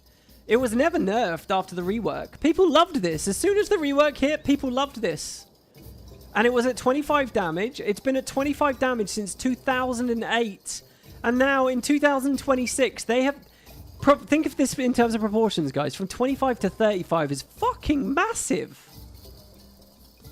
And in fact, a 20 attribute investment, we've gone from 30 to 43. I don't know, man. Cool, I guess. Using the same skill more. RPG Crash in chat says, that's what I was thinking. This was already the warrior skill. Now it's even better. Yeah, like, okay, Arenanet, you give me a headbutt buff, and I might play headbutt, but oh wait, now 100 blades is even funner again, so I'm just going to stay on 100 blades. Do you get what I mean? Quivering Blade was accidentally nerfed in the last balance patch. Oh, it was an accidental nerf. I remember reading that patch out. I thought it was deliberate. Okay. Because I assumed something had happened in PvE. So they've just reverted that. Savage Slash. If it interrupts, they do damage. The recharge is a bit lower. And To the Limit. To the Limit is pretty good. I play this sometimes. The recharges come down on that as well. Lots of... Wait, is it White Mantle use To the Limit? I think they use Savage Slash as well. The White Mantle do. I think. God, it would be cool to have that detail on each skill page. And there you go. Okay, alright. The warrior thing's weird, because, yeah, I guess this is really cool, but I don't know whether it was the right choice. I'm a little disappointed that we're, like, what, 3 balance patches in, and there's already quite a lot that I'm nitpicking, but maybe that's on me. Maybe. The AI stuff was fucking awesome. Very, very, very cool. More of that, please. The Mesmer changes were bang on, and they needed to be. The Monk stuff was good. Some iffier changes. Some of the Paragon stuff was excellent. Poor Ranger's missing out.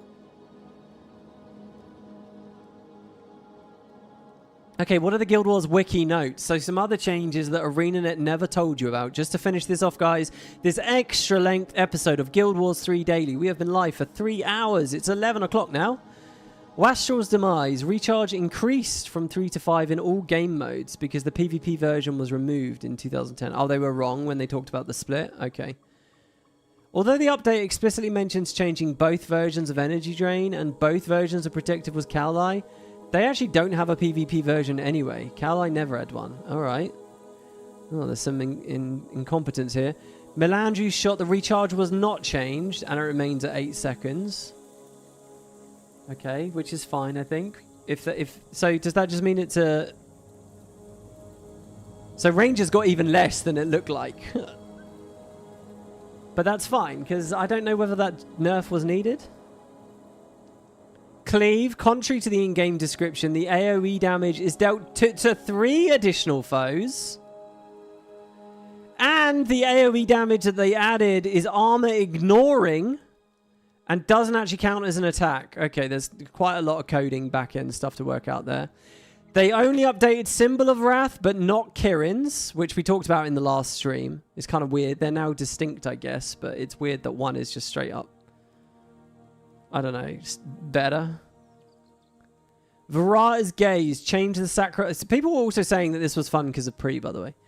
Varata's Gain, they changed the sacrifice from 0 to none. Weird. So they just removed the idea of it being a sacrifice skill at all, so it doesn't synergize with sacrifice cash out skills. Kinetic armor renews for 12 seconds, although the description still says 8. Both Overload and Mistrust, their AoE damage reduction also applies to the target. Oh, okay, there's some spaghetti here. Okay, I think these are signs, 2 weeks. to slow down a bit. I fucking love that these wiki nerds are here to write this shit out immediately and keep them on track. I think it's time to slow down a little 2 weeks. If you're not getting it in there just right, let's keep these patches bug free, right?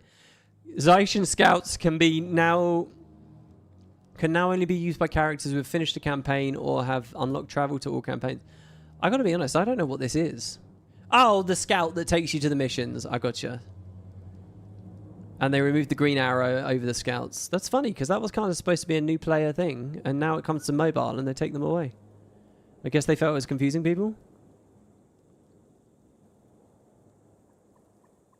All right. There we go. Oh, we got Sean in chat now as well. Hello. Yeah, well, there you go, guys. If they slow down, they do have to rename the studio. Oh, because they got to do a patch every 2 weeks. Is that the idea? I can't remember. They explained why they were called 2 weeks, and I've forgotten already. What was it? I think it's in their Discord somewhere.